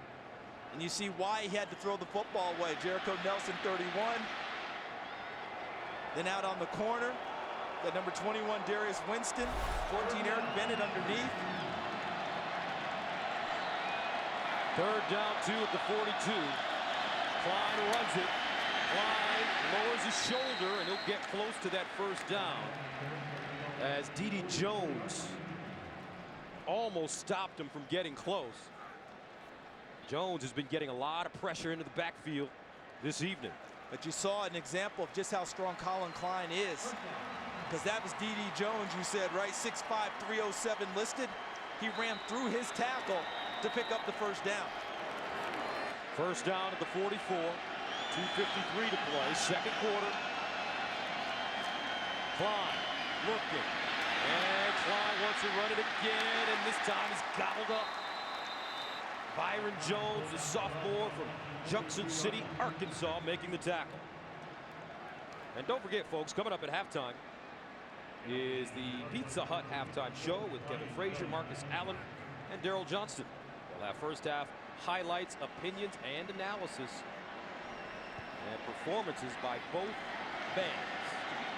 Second down and 12 to 42. Remember, Allen and Johnston predicted that Kansas State would win this game. Hubert out of bounds. It'll be interesting to see their comments after one half of play, which has been a very sloppy first half, unfortunately, for the Wildcats. Which is very uncharacteristic for them because they're usually the ones that force the other team into sloppy play. But how about the tackling by Arkansas? We talked about Paul Haynes. One of the things that attracted Bob Petrino to him, how well his secondary tackled at Ohio State. It's carrying over tonight to Arkansas. Third down, 6 at the 48. Klein pumping and dumps it incomplete. Kansas State with a decision to make now on 4th and 6 with 1:40 to go, and they will make the best decision possible and punt it away with Ryan Dorr. Most prudent. Get rid of the football. Make them go the long field. Don't turn it over to them here at midfield, especially as quick strike as Arkansas is. Although punting to Joe Adams, that could be fraught with disaster too. Ryan Dorr, his 6th punt, standing at the 34. Spiraling kick over the head of Adams, takes a bounce and will be down inside the 15. A 39-yard punt. Nicely done by Ryan Dorr, the junior from Katy, Texas. 1:27 to play in the first half of the 76th AT&T Cotton Bowl. Kevin, Marcus, and Daryl will be with us at halftime. We'll have an opportunity to see the seniors and hear them talk about playing in their final game. Let's see what Coach Petrino decides to do here. Oftentimes in this situation, backed up, you run some type of a draw or a screen, and if you get decent yardage, you may start your offense. Tyler Wilson, 8 of 12, 79 yards. He'll throw it. Wilson again. Adams! Oh! Tyler Wilson threw a strike, and Joe Adams just couldn't hold on. And I think the reason why is watch Tyson Hartman, number 2. What he ends up doing as he turns him around is watch his body come in front and help obscure the vision of Joe Adams and gets a hand on it. That's good hustle and recovery by Tyson Hartman on what should have been a huge strike for Arkansas. Second down and 10 at the 13. This time he'll dump it off. Wingo. And he steps out of bounds. Clock will stop at 1:13. You mentioned Bobby Petrino with that killer instinct, really trying to put as much distance between his team and Kansas State, going for those big plays. And what it also tells you is how much he trusts his quarterback with the football, Tyler Wilson. Because in that situation, a turnover can lead to points for Kansas State. He trusts him to take care of it and put Arkansas in a good spot. Third down and 6. Wilson in trouble. Lost it.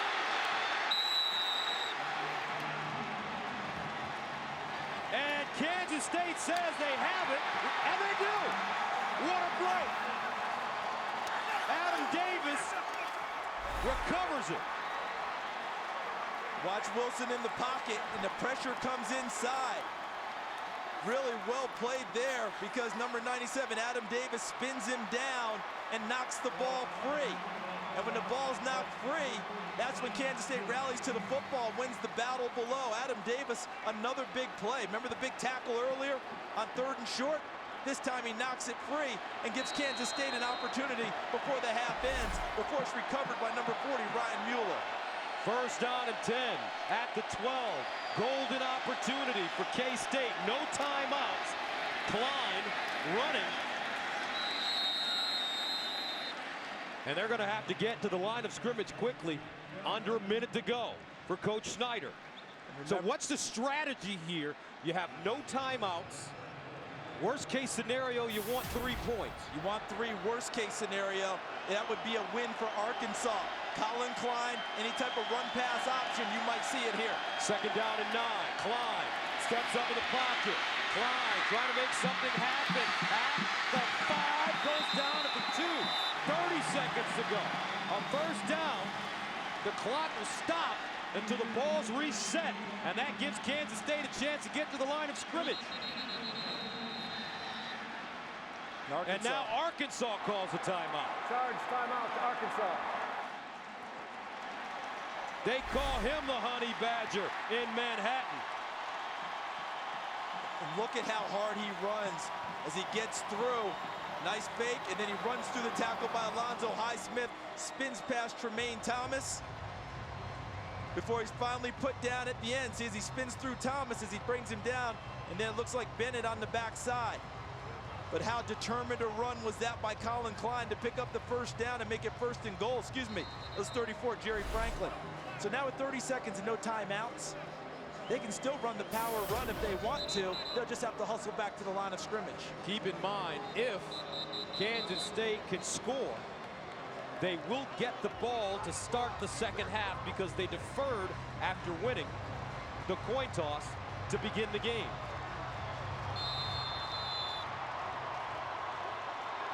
First down and goal at the 2. Delicate situation for K-State.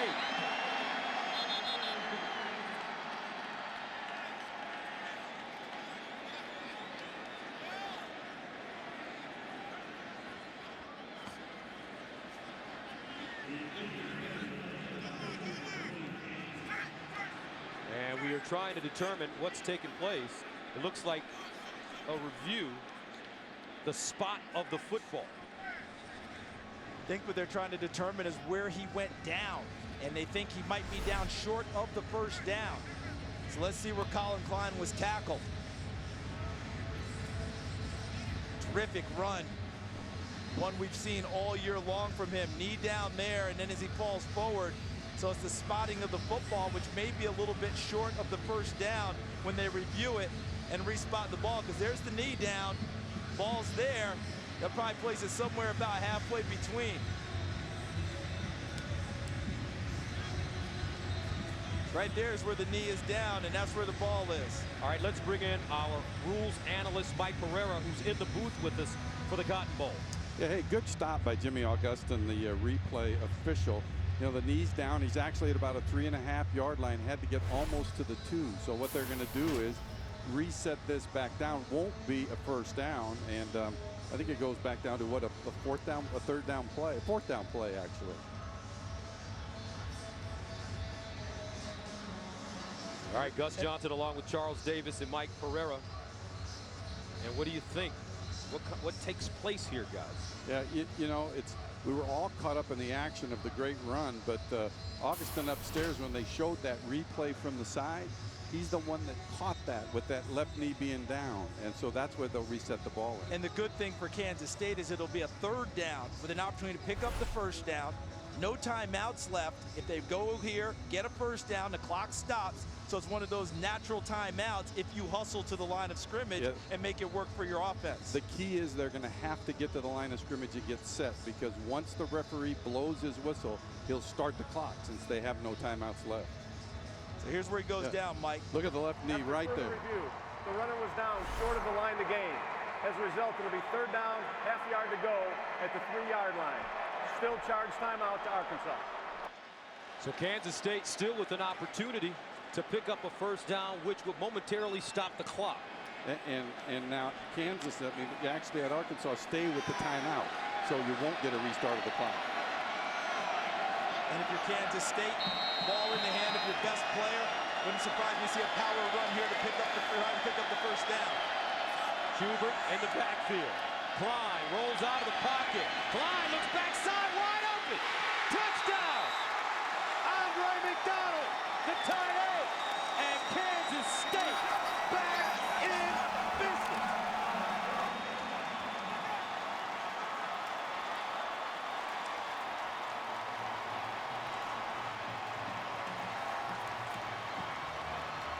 What a nice call by Bill Snyder and his offensive staff. Here's McDonald, 18. He's going to go through the traffic here because the motion goes away. So instead of the power run to pick up the first down, they go sprint right, throw back motion to the left side, and McDonald's wide open for the touchdown. So 25 seconds remaining in the first half after a sluggish start. Kansas State with an opportunity to get back in this game, capitalizing off the late turnover, and right now the score 19-9. We've talked about toughness on the Kansas State side at the start of this show. It's not just the physical toughness, it's the mental toughness. Arkansas just stung them again with a long touchdown pass. They don't drop their heads, they continue to compete. Raphael Guidry blocks the extra point, they turn it into 2 points. They get a sack when Arkansas tries to attack on their last drive, knock the ball free by Adam Davis, puts them in business, and Colin Klein takes them downfield and throws a touchdown pass. But you could just feel the momentum shifting in this football game. Remember, Kansas State will have the football to start the second half. And the test now goes to Arkansas, because we've seen Kansas State handle the mental side of being down. Arkansas has blown a big lead of 19-0. How will they pick themselves up? Probably after the half, and come out for the second half and see if they're ready to go. The Cats send it away, and they will start Wade up the sideline, and Wade gets to the 30. Marquell Wade with a 22-yard return with 20 seconds to go. Arkansas with 2 timeouts as Tyler Wilson prepares to come back onto the field. Gus, this Kansas State team, we keep talking about them. We look at Wilson's numbers for the first half. They've been down by 13 or more points in the first half 3 times this year and rallied in every game to take the lead. They lost to Oklahoma ultimately and Oklahoma State, but they beat Texas A&M after being down 14-0 in 4 overtimes. On first down, Wilson looking. Wilson gets down. Whoa! He gets to the 40. Our coach Tim Brewster told Tyler to get down quicker in our meeting. And right now an injured player on the field, Meshach Williams. Meshack Williams, as you noted, chasing him, and he ended up getting it from Emmanuel Lamore, number 23, his own teammate, trying to help with the tackle. As Tyler Wilson went down, Lamore, who his teammates called too tall because of his length, playing the linebacker position, tall and lanky, unable to get down far enough to contact Tyler Wilson, ends up hitting his own teammate, Meshack Williams. Looks like Tyler Wilson did get down quick enough, because if not, that could have been a sandwich. As Meshack Williams, the junior from Sylvester, Georgia, college transfer. And I know we're doing a great job of educating the kids on contact points, staying away from the head, trying to keep them down. That was an accidental one, and we're talking about usually to the opponent. In this case, it was teammate to teammate, helmet to helmet contact. And we got Lamore down, who hit Meshack Williams, both of them down. Bill Snyder out there checking on his players. But you and I have talked about offline, Gus, is something that when we watch these games and that coach goes out there to show the proper compassion for his players, we believe that's what it's supposed to be like, because we know that's what he told those kids' parents when he came to recruit them. And Coach Snyder is a hard-nosed coach. Everybody in college football knows it, 72 years old, but his players love him and he loves his players. And that's evident. 10 seconds to play in the first half. We'll step away momentarily. Arkansas up 19-9.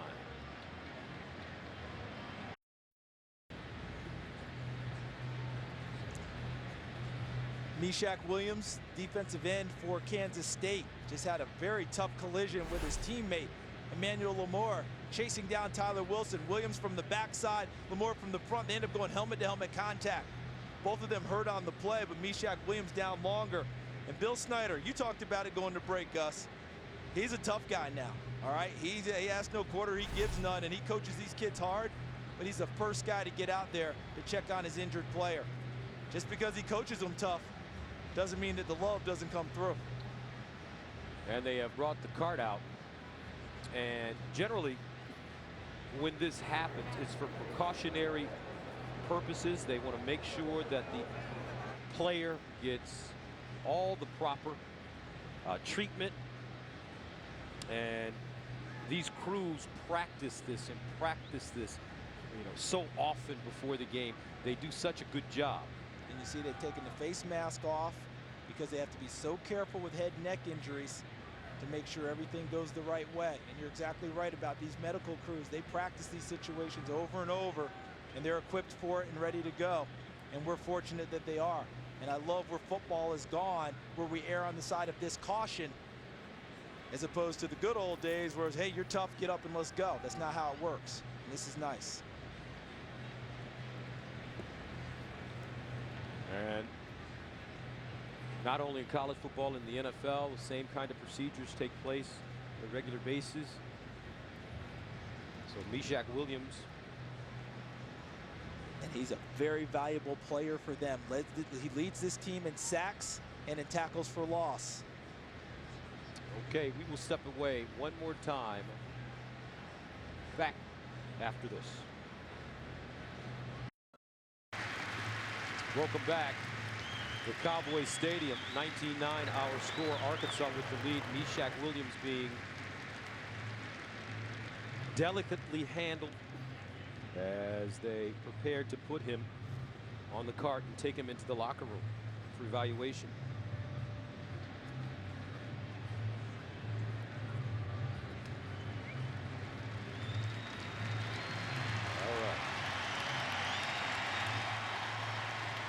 Williams with the thumbs up.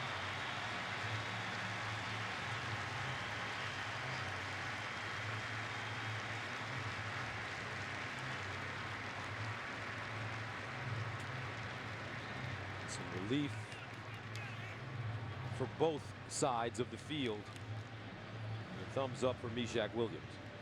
And Gus, this is a challenge for the coaches because they have to go forward while they're concerned about their player. So I know that's a difficult task for a coach to try and keep your team up when they're concerned about their teammate. And as soon as we have information on his status, we will pass it along.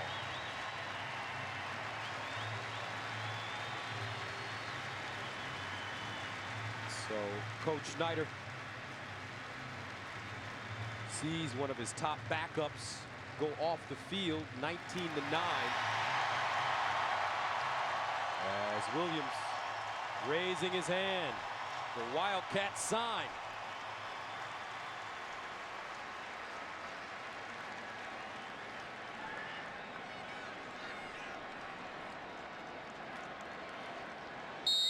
Second down and 1 at the 40.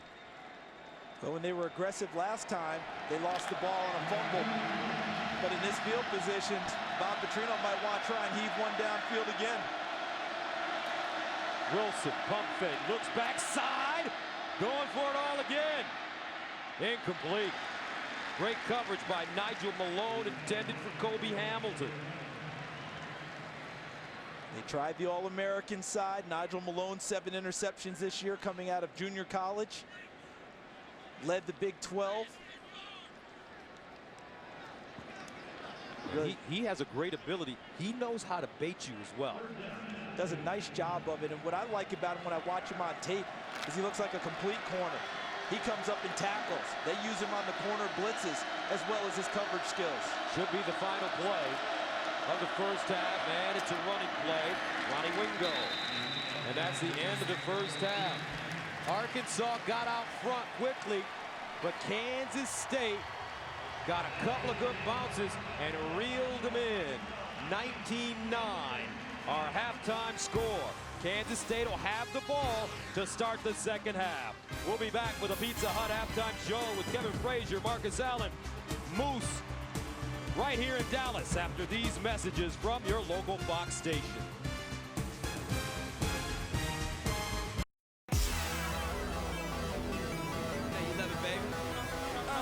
Come and watch me do it, It's everything I do, you love it.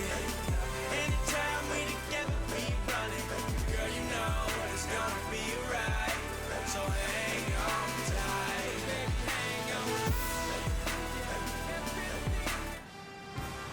Welcome back to the 76th AT&T Cotton Bowl. Two top 10 teams battling, Kansas State and Arkansas. 19-9 our score as we prepare to start the third quarter. Gus Johnson along with Charles Davis, CD. Very interesting first half for a number of reasons. Yeah, indeed, because it was hard to get a flow going, especially for Kansas State. They hurt themselves in the first half. But the other part of it is Arkansas's limited them in a big way, yet they're in a fight. You would think Arkansas would be up with a shutout, but the reason they weren't is because they gave up stuff late in the first half. And then as we went through the first half, Gus, and watched things, it got going for Arkansas with the punt return. Joe Adams, the Jet, takes it in. And then they came back with a big strike. You talked about Jarius Wright not being called, his name not being called. There was a touchdown, but in the ensuing point after touchdown, Raphael Guidry blocks it. Kansas State gets 2. And then a fumble by Tyler Wilson on the play by Adam Davis, and a touchdown for Kansas State to take us to 19-9. All right, that brings us to the Ford first half statistics. And this is what throws you right here. 60 total yards on 31 offensive plays for Kansas State. They're down in every category, yet they're right there in the game. Credit their defense in the first half, where they limited Arkansas to 2 field goals in touchdown scoring situations. The blocked point after touchdown for 2 points. They hung in there tough, and they've given their team an opportunity. So we start the second half. Kansas State, who deferred in the first half, will get the football. We will see if they can continue to build on that late second quarter momentum, which started with the blocked extra point, and the result was 2 points. Their first points of the game. So Tremaine Thompson and Chris Harper back deep. Zach Hocker will tee it up.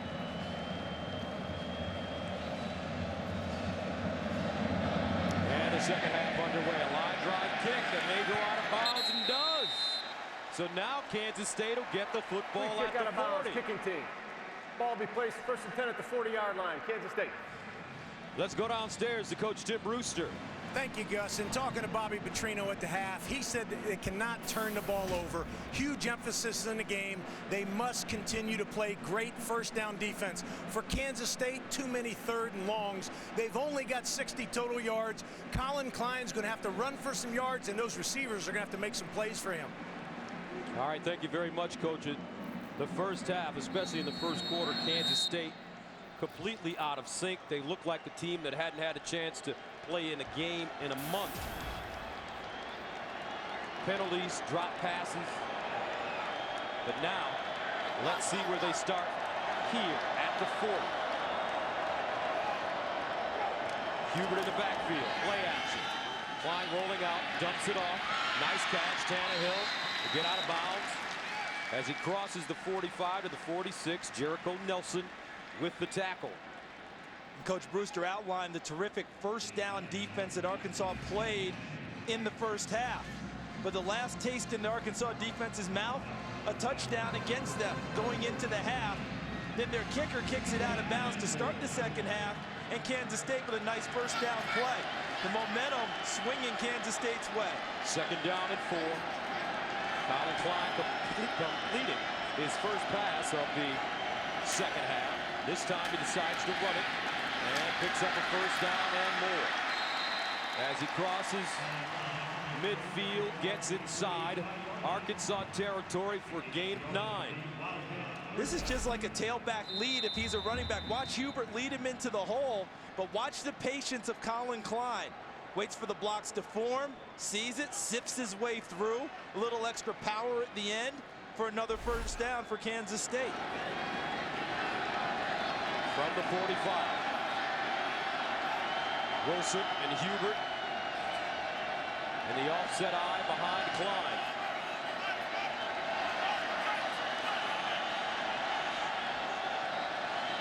Play clock winding down. They get it off. Option. Here's the pitch. Hubert trying to break it back. Great pursuit by Arkansas. Leading the way to Narius Wright. That's a loss of 7. And coaches on both sides of the ball always talk about winning first down.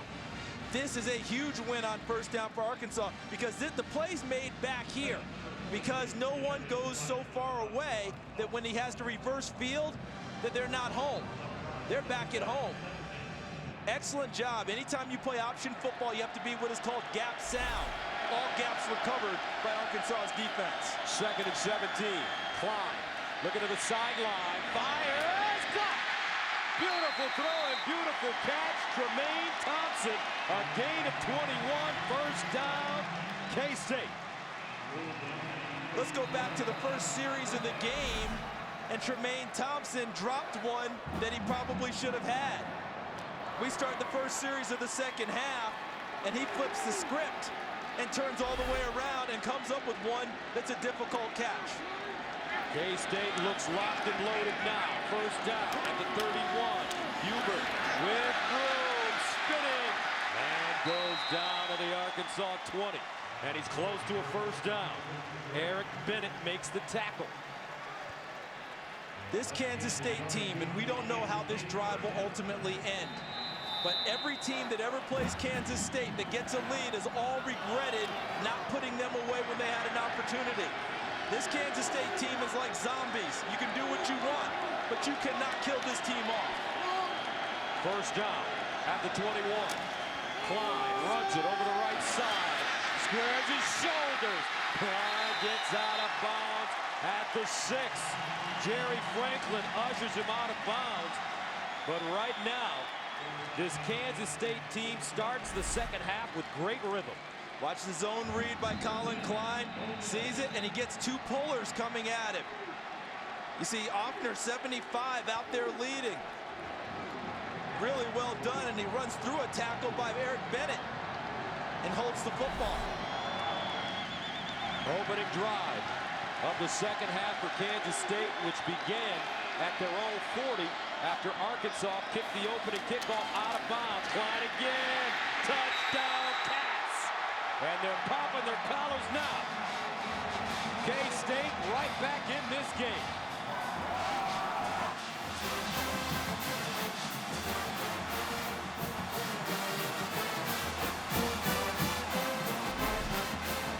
this is just simply going to be quarterback power because he's going to fake it in front. Now watch. He just follows Huber right there. There's a block, and then he steps through with a nice little jump cut at the end where he jumps from one side to the other to make a tackle or miss to get into the end zone. Extra point up and good.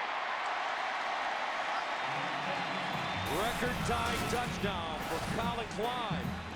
But more importantly, 1916. We've got a ball game in Big D.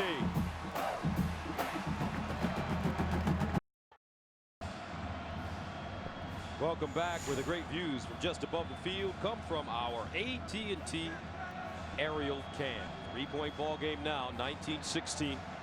As Kansas State scores on their opening drive of the second half. Colin Klein ties Ricky Williams with another touchdown, 27th this season. And also the national quarterback record set by Ricky Dobbs of Navy. Remember, Ricky Williams didn't get bowl game benefit in his touchdown numbers. He had 2 in his bowl game. Here's Wayne returning it from the 10. And he loses an edge and gets down at the 25. Let's go downstairs to our Daryl Johnson with an injury update. Thank you, guys. Well, no new information on Meshach Williams. As soon as we find out some news, we will immediately update you. But I agree with you right now, Charles. This is one of those games that's turning into Kansas State's favor right now. And who would have thought that that block kick by Raphael Guidry and the scoop and score by Nigel Malone would turn the tide the way it has? And right now we have to find out Arkansas's toughness, which they have to display because Kansas State has matched them now. First down to the 25. Ball caught by Jarius Wright, his second catch of the game. A flag on the play as Wright gets up to the 35 before being ridden down. I think they got a little cage. Watch the tackle by Chapman 3. See right there? Hand on the face mask. That's for the flag. Face mask. Defense number 27. 15 yards from the end of the run. Automatic first down. It's actually number 3, Alan Chapman, who made the play. They hung it on David Garrett, but number 3, Alan Chapman.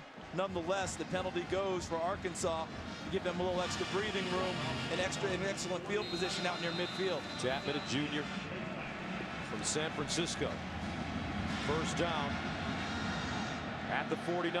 Opening drive of the second half for Arkansas. Tyler Wilson. Audibly. They hand it off. Wingo. And Wingo dropped. Great job. Tyson Hartman, folks. The senior from Wichita has been all over the field, the free safety.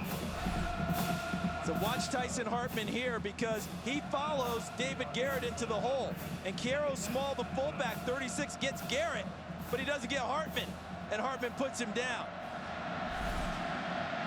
A loss of 1, 2nd and 11. Wilson. Incomplete. Trying to drop that one in to Jarius Wright, but a little too much on it, and that brings up 3rd down and long. And now the confidence and the looseness of this Arkansas team that we saw develop as this game went along is being tested now. Playing a little bit tighter here as this game has tightened up with this big 3rd down call coming up. They need 11 at the 48. The first down marker is at the Kansas State 41. Joe Adams is in the slot at the bottom of your screen. He's been quiet recently.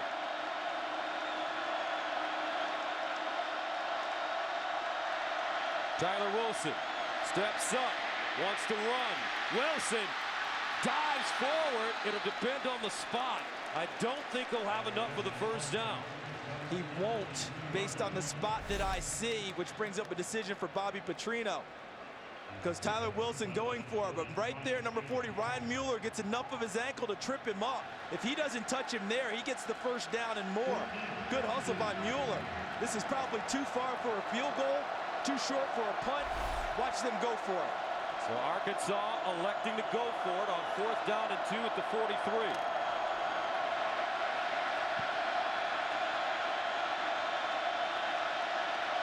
Two tight ends for the Razorbacks. I don't run it here if I'm Arkansas, I throw it. And a timeout call. Charge timeout, Arkansas. their first timeout. 9:42 to play third quarter, 19-16. This is the Cotton Bowl on Fox.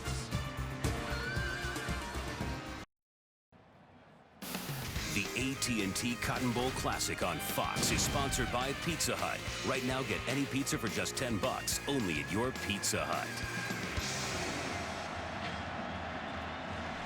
They must have heard our coach Brewster talking in the break, because he opined that it was a bad decision to go for it here because of momentum. He would have punted the football, and Bobby Petrino made that decision after the timeout to change up and punt the football.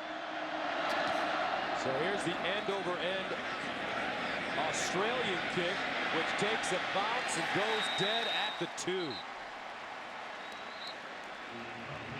Wise decision. A lot of things looking up for K-State right now. Here's Daryl Johnston. Yeah, Gus, the most important thing, Meshach Williams, some good news to report. He was taken to Arlington Memorial Hospital.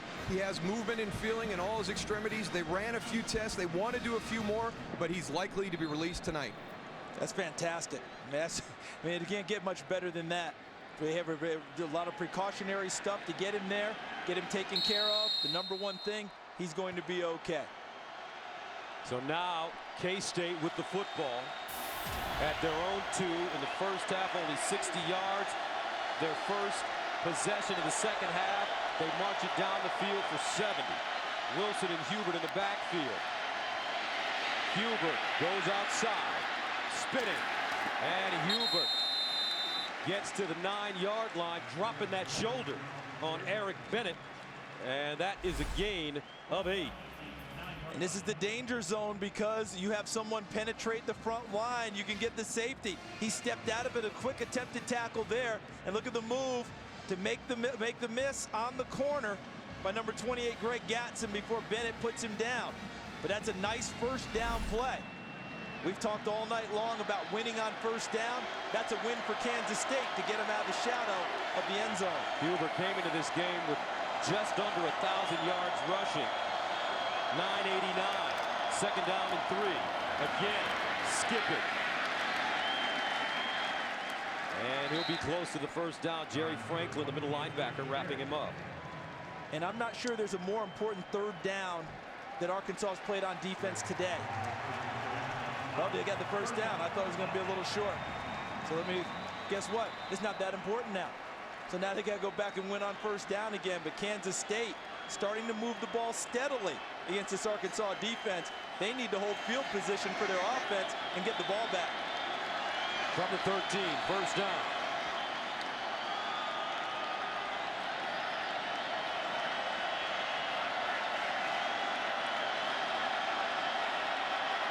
Three on the play clock.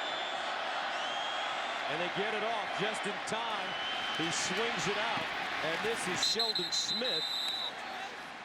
And Sheldon Smith knocked out of bounds. He'll gain a couple. I know they don't want to use timeouts unnecessarily, but that play just never felt good. Just by the whole setup, you mentioned him taking the play clock all the way down. Seemed very herky-jerky and not really in sync. And the end result reflected that. Second down and 8 at the 15.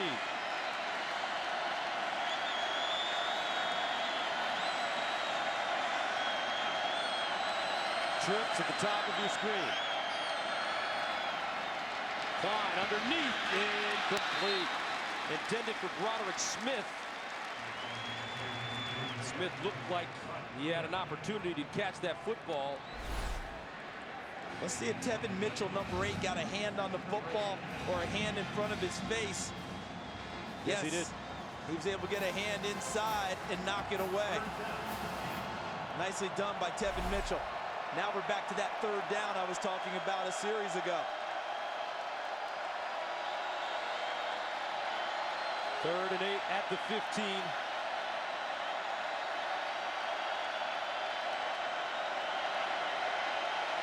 Klein under pressure, and he skips that one.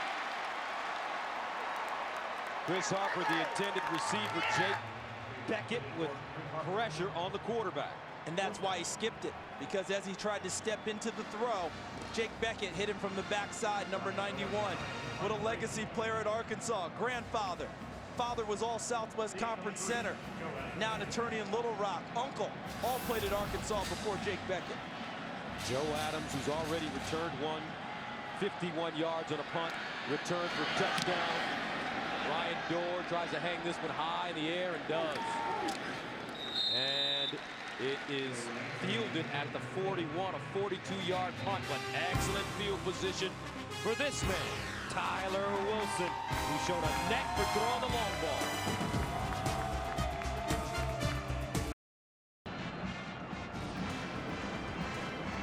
This February, NASCAR's best will converge at the Daytona International Speedway, NASCAR's biggest race. Defending champion Tony Stewart and rookie Danica Patrick highlight a full field of drivers looking to take home auto racing's ultimate prize. Fox Sports is proud to bring you exclusive coverage of the Daytona 500 on February 26th. The Super Bowl of auto racing. First down and 10 to the 42 for Arkansas. Wilson, play fake, with time, delivers. Oh, what a great catch by his tight end, Chris Gregg.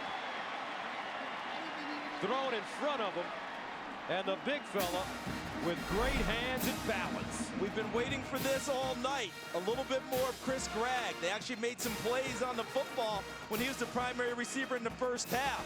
And I was at practice on Tuesday. Nice throw, but if he keeps him on his feet, he's still running. First catch. Now Adams outside, and he'll gain 7.5, maybe 8, as David Garrett pushes him out of bounds. And Gus, we talked about Gregg at the top of the show, that there would be more opportunities for him, the third leading receiver for Arkansas. I was at practice on Tuesday, and he ran a route that brought him open. And as they got to the sideline, Jarius Wright told him, we're going to get you open on game night because they're going to be looking at us a lot. Be prepared. He was on the last catch. Second down and 2. His quarterback also praising his tight end, saying that he's one of the most reliable receivers on this team. Green running the football. Broderick Green stopped by Trey Walker, the outside linebacker. Broderick Green, bruising running back, 6'2", 244. Trey Walker standing up, watches flow, shoots the gap. And you talked about bruising. It takes a lot to get Broderick Green down. He's a good, tough, short yardage runner, a transfer from USC who battled back from a knee injury in the spring, ACL surgery. They didn't expect to have him all season long. And he returned in time for the Texas A&M game in the regular season. Came into this game with 216 yards rushing on 61 carries. Wilson over the middle, finds a man. It's Adams, and he's bumped and taken down. Great job by Lemur. Emmanuel Lemur, the senior from West Palm Beach, Florida, junior college transfer.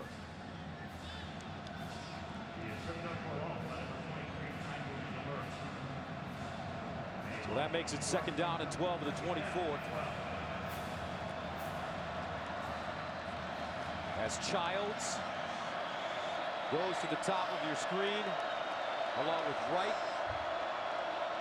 and Adams.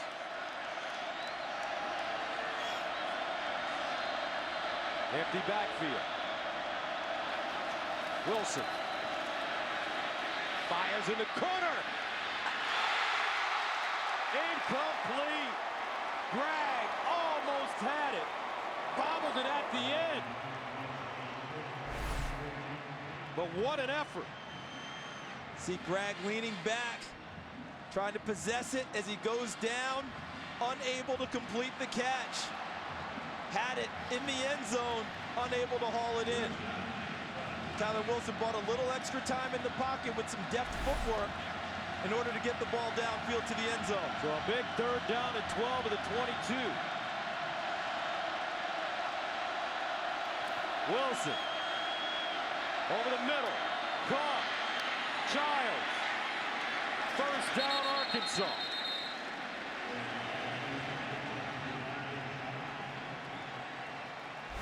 A money throw on third down and 12. Watch Tyler Wilson in the pocket. Watch as he looks to the right. Okay, see the vision? He's looking there. Then he comes back to the left side. Why does he look right? to move the defenders in that direction and create a throwing lane back to the left for the completion for the first down. Wilson, 13 of 21, 124 yards and a touchdown. No picks. First down and goal at the 9.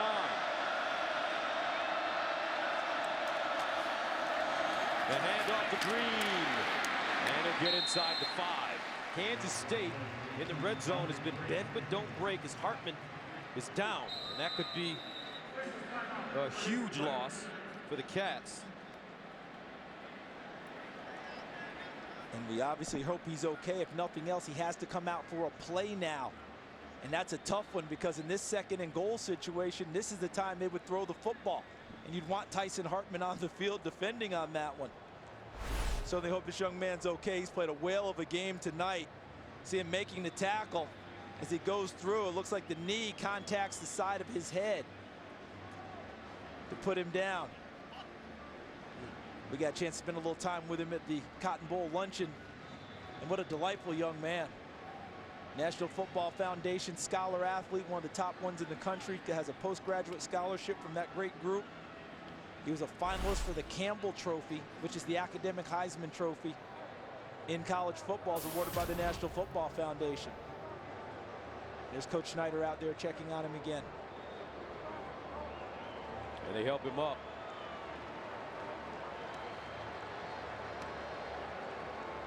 Will Snyder holding his hand.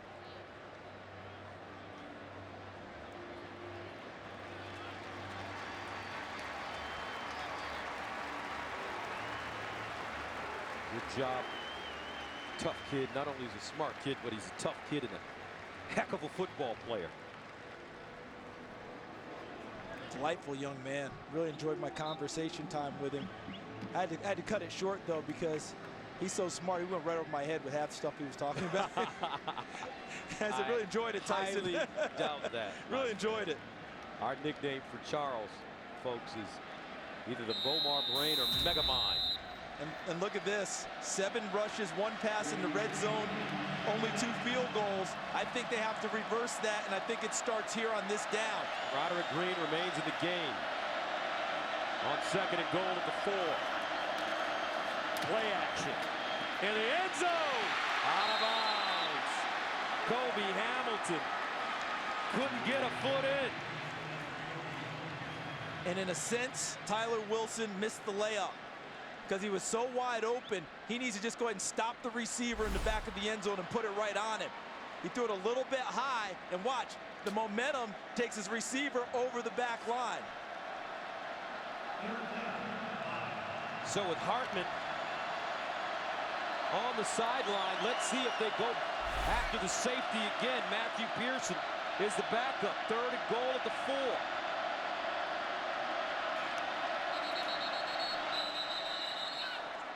Ball start. Offense number 71. 5-yard penalty, still 3rd down. So what they've done to replace Tyson Hartman, that was a tough penalty against Arkansas, obviously, as we look at the penalty situation, is they brought in their nickelback, Alan Chapman, to now play in the pass coverage against Arkansas in this situation. Bob Petrino, the play caller. He's got his brother Paul now in his ear after he left Illinois. 3rd down and goal at the 9. Empty backfield. Wilson over the middle. Caught!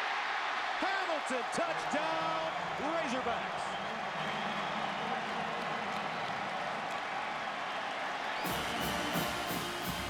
Fourth receiving touchdown of the year for Kobe Hamilton.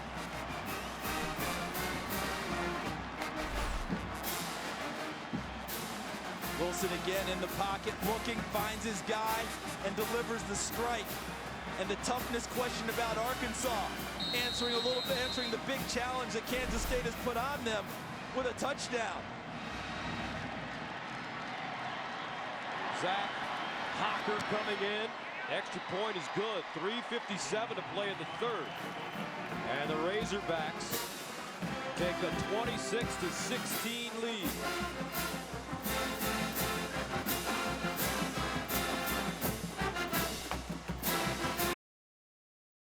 The AT&T Cotton Bowl Classic is sponsored by the Ford F-150. Available with the efficiency and power of EcoBoost by AT&T. Get it faster with 4G. Rethink possible. And by new Dr. Pepper 10. 10 bold calories, 23 flavors. 26-16, Arkansas with the lead here in the third quarter. Now, all season long, Fox Sports has been proud to support Dream Foundation, who are making dreams come true for adults facing a life-threatening illness. Please join us and support Dream Foundation. Text DREAM to 41518. That's 41518 to donate $10 and turn dreams into lasting memories. If you don't know about this foundation, it's terrific. And the best way that I can describe it to you, many of you know about Make-A-Wish, which helps out the youngsters. This is for adults 18 and over who also are facing the same challenges in life and want their last dream to come true. So Arkansas responding. Kansas State, we will see. As Tremaine Thompson takes the knee, and the Cats will get it at the 20. And let's go back, Gus, and talk about the team effort. These teams are playing, right? We're a team up here in the broadcast booth. Our partner, Tim Brewster, on a break, said, hey, I wouldn't go for it here. Arkansas, 4th and short. I would punt it, change field position, let my defense handle it. They did. They punted out to midfield, got great field position, went downfield and scored. So if Bobby Petrino had an ear towards Tim Brewster, credit him with an assist for listening and changing up from going for it to punting. It paid off for the Hogs. First down at the 20 for K-State. Klein pulls it back. Klein looking to the sideline. And a catch is made. Tremaine Thompson cradling it and gains 23. And you know what I like about this throw? You'll see the route by Thompson, 86, because he's going to come across the field. But what happens with the throw, he doesn't take him over the sideline. He stops him and gives him an opportunity to go down, slide, and catch the football. A lot of people look at it as that's not a great-looking throw. It's the right throw. If he keeps it in the air, he takes him over the sideline, and it's likely incomplete. Klein, 4 of 6, 52 yards this half. He's going to let it fly again. Klein muscles that one out to Broderick Smith, who holds on to the ball for his 7th catch of the season, and it's a gain of 15. He's not the most polished-looking thrower you're going to see, hence the Tim Tebow comparisons, because they run it better than they throw it. And I asked him about throwing mechanics, and he said they've all made a decision that any throwing mechanics were not going to be done during the season. They would address those after the season, but he feels like he's become a better thrower through confidence and repetition throughout this season. First down. Klein handing it off this time to Hubert, and he slices his way close to a first down. Gains a Jericho Nelson. Makes the tackle. This is a quarterback power play, because watch, he's going to ride the running back as he fakes it to Hubert. See, he stays with him, and because the defensive end widens out, he's able to stick it in his belly and take it inside for a nice run upfield. Good read by Colin Klein and John Hubert. Second down and short. They need 2 yards at the 34. Kansas State having no problems moving the football. Klein drops back, steps up, and is chopped down. Great job. 2nd sack of the night for Jake Beckett. And he has been hell-bent to get to the quarterback. And last series, he was the one who ended the series with this big hit on Colin Klein. Look at the coverage again. Where does he go with the football? Because that play was the companion play to the last run. The same ride, and then he stepped back to throw it, but Jake Beckett had other ideas and puts him down. Third down, 5 at the 37.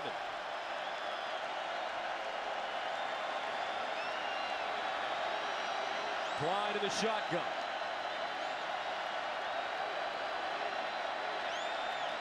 Klein throws a slant. Caught Chris Harper. No, they ruled it incomplete. So now Kansas State has to make a decision. Because once again, probably too far for a field goal. Probably in that punting range where it might be too short. The hard part, yeah, sorry. Tell you what, a lot of drop passes by Kansas State tonight. That's really hurt them. And the hard part for Bill Snyder is, does he want to give the ball to Bobby Petrino with this type of field position?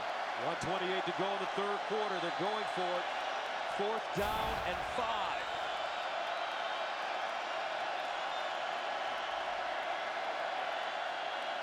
And Klein. Charge timeout. We'll call a Kansas timeout. State.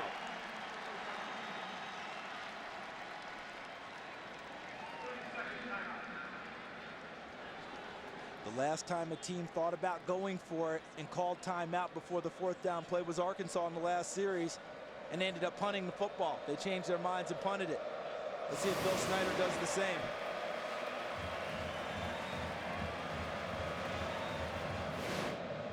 Coach Brewster, are you there? Gus, I'm here. What do you think? Well, I think that the decision, again, here to go for it. The game is all about momentum swings. The momentum is all in Arkansas's favor. Right now, Bill Snyder's got to try to stem the tide. I agree with his decision to go for it here.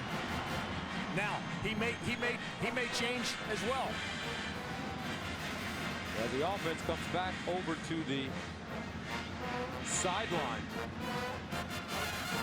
So now, because of this, Coach, if I'm Arkansas's defense, I play punt safe here.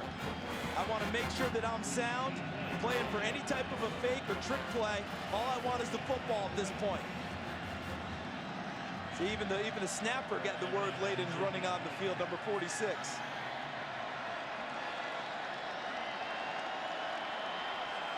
Dorr. They skip it to him. He picks it up. Nicely done by Ryan Dorr. And he'll boot this one out of the end zone. Arkansas will get it at the 20, a 17-yard net, but a nice job to handle that snap. Remember, Dalton Converse is playing for the first time this season tonight because of Marcus Height and his suspension from the team. And how about the hands by Dorr? Looked like a shortstop on that play, stayed down on the football and grabbed it. I thought maybe Kansas State might want to take a penalty there and give themselves an extra 5 yards of room to punt the football because they were so short. They hurt them with the angle and the distance. Thought they might want to take that and try and get a few extra yards for Ryan Dorr. So from the 20-yard line for Tyler Wilson. And he hands it off. Wingo. And Wingo will pick up 2.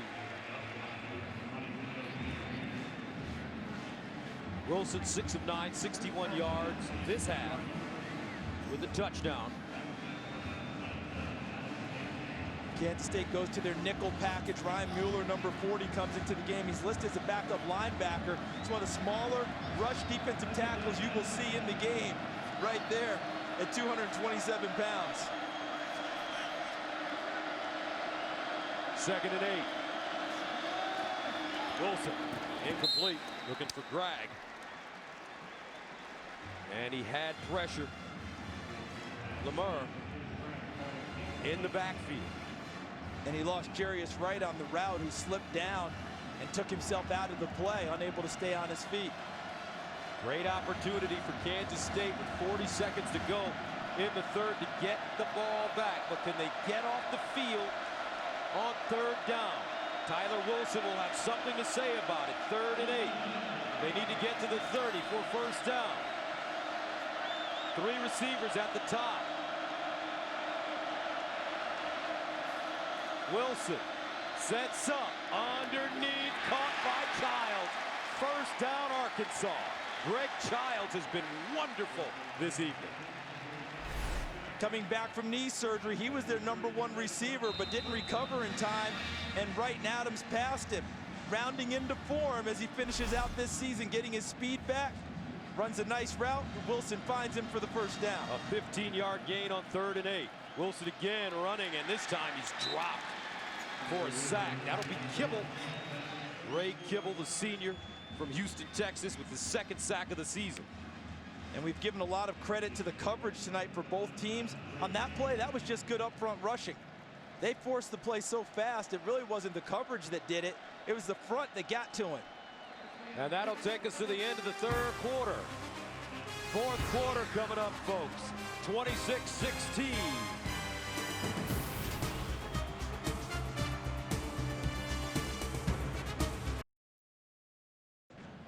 Arkansas with the lead as we start the fourth quarter. Now let's go downstairs where our Kevin Frazier is standing by with Mark Kiefer from AT&T. Mark, you are the president of the Customer Service Centers for AT&T. This is the 16th season that AT&T has been involved with the Cotton Bowl, but it goes well beyond just this football game. Oh, it absolutely does, Kevin. This is about opportunity for us. It's an opportunity to get back to our communities, and particularly from an education perspective, whether it's in junior high or high school or in the collegiate level, for us to help the young people of this country be prepared for success in the future. All right, you're also a college football fan. What do you think of the game so far? Fantastic. Absolutely fantastic. Two-point block and run back in, that's what it's all about. Mark, thanks so much. Let's send it back up to Gus. All right, Kevin, thank you very much. And Mark was talking about education. You know, he got his undergraduate degree in physics. Yeah. And then went to get his MBA. We were sitting in the smart row. Yes, we were. Luncheon. We were bookended by him and Tyson Hartman. Wow. We should have put them next to each other. And then I was sitting next to you. And that hurt you. Second down and 14 at the 33-yard line for Arkansas. Here come the Hogs. Wilson, jump pass, nice catch. Great athletic play by Tyler Wilson as Joe Adams makes the catch. And watch here, okay? That's Arthur Brown. You talk about an athletic play. Look at this. And look at Dennis Johnson going up trying to block him. And Tyler Wilson is not distracted, keeps his focus downfield, and completes the pass. Sammy Ball type play. Third down and 2 at the 45. Wilson to the sideline. Whoa! What a catch! Jerry is right in heavy traffic. Okay, how does he catch this one? Because it's into a two-deep coverage. Man under man over the top. Arms in the way, flailing in front of his vision. Zimmerman number 12, Chapman number 3, and he hauls it in. Now, Adams. And Adams is taken down by David Garrett, the senior from Cleveland, Ohio. Garrett's made some nice plays throughout the evening, both in the run game and in the pass game, knifing through. But I keep going back. How did he catch the football? Vision obscured, it ends up in his arms. A tremendous catch. Second down and 11 after the 1-yard loss at the Kansas State 22 as we start the fourth quarter.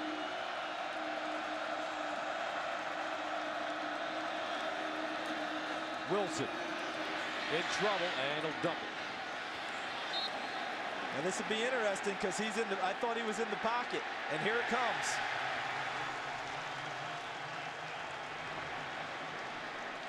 See, he's in the pocket throwing the football, but he's got to say he's got a receiver there. They've got to determine if a receiver's in the area, otherwise it's grounding. Intentional grounding. Offense number 8. Lost it down at the start of the foul. Brings up third down. Good up about 5 yards. See, if he moves, he's got to stay. He's got to be out of this box, really there, tackle to tackle. If he gets outside of that box, he can ground the football. But look where he is. Is he outside of it? I don't think he was. I think the officials had it right as he tried to move in that direction. Nope, caught in the box. The Kansas State defense doing a nice job bottling him up. But Tyler Wilson has been clutch in this second half. Third down and 22 at the 33. 3 receivers at the bottom of your screen. Wilson looking to right, up top, incomplete, no flag.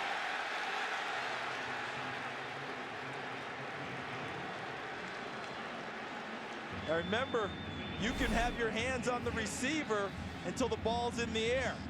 So watch right number 4 working against Garrett 27. There's a hand, there's another hand, ball's in the air. That's where you heard the reaction from the Arkansas crowd, but they determined it wasn't enough to impede the receiver.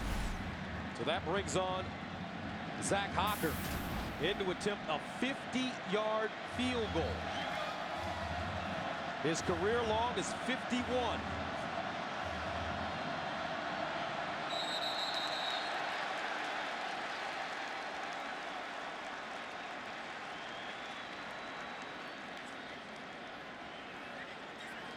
This is against Arkansas. They may have to change up and punt it. Ball start. Wow. Offense number 67. 5-yard penalty, still 4th down. That's Alvin Bailey, their second-team All-SEC offensive guard. Bobby Petrino not happy. Probably feels like his guy was drawn off. So Bailey's right in here. Yeah, so he saw the movement from across the line, and then he flinched. Guidry. And I think Coach Petrino may be directing some of that anger at the officials. So the 4th punt of the night for Dylan Breeding. Tremaine Thompson back deep. And Raphael Guidry affects another kicking situation for Arkansas. Aussie kick, end over end. Supposed to bounce back in, but gets into the end zone first. 38-yard punt, a net of 18. Coach Petrino, not a happy man. The Kansas State fans have been faithful. They believe in their team. They've got the ball right after this. All right, a look at our Jeep game summary. And Raphael Guidry's blocked PAT that turned into 2 points. Look at that. Since that time, Kansas State 160 of their 176 total yards. From the 20-yard line. Klein, 9 of 19, 92 yards passing. There's Guidry. He's affected 2 kicking plays tonight, forced Arkansas to punt instead of a field goal attempt after he drew them off sides. Klein has rushed the ball 16 times for 42 yards and a touchdown. John Hubert in the backfield.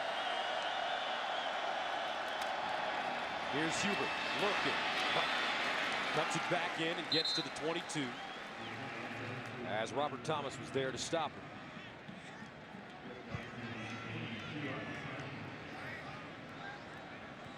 Jake Beckett has been wreaking havoc, as you noted, in the backfield. He's taken this series off. If they do decide to throw the ball, can anyone rush the passer as Jake Beckett has rushed Colin Klein tonight? 2nd down and 8. Klein to the sideline. Beautiful throw. Sheldon Smith picks up the 1st down. And boy, are they hitting on the field tonight. Charles Davis. When someone makes a catch or runs the ball, they rally to it. But watch Colin Klein in the pocket. I've mentioned he's not the most polished passer in the world, but this sure looked the part. Head to the left side, brings it back to the right side, sticks it on the check down to Sheldon Smith.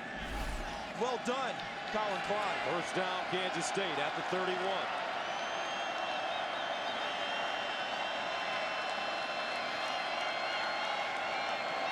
Klein to throw again. Klein. And another completion for Broderick Smith. You know, you've been saying that he might not be the most polished passer, but on this night, he is an effective passer. And that's all they've cared about. And we've seen that throughout this season. We've seen sequences of Colin Klein going 0 for 5, 0 for 7, 1 for 10. And then when you need it, he puts it on receivers, bam, bam, bam, and they move down the field. And right now, his offensive line is giving him nice protection in the pocket. And I have to admit, they compare him to Tim Tebow. But it looks like he has a little bit better throwing motion than Tim Tebow.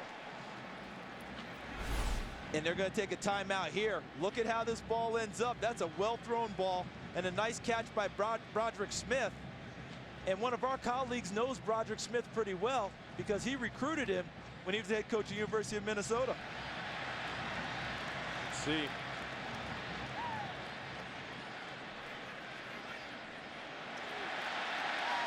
Looks like he got the toe down first. Before the knee came down.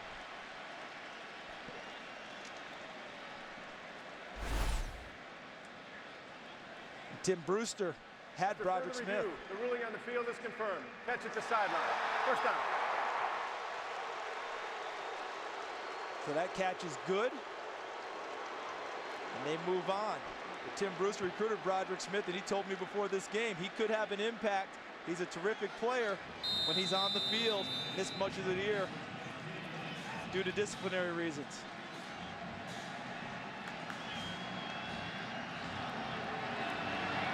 So first down and 10 to the 45.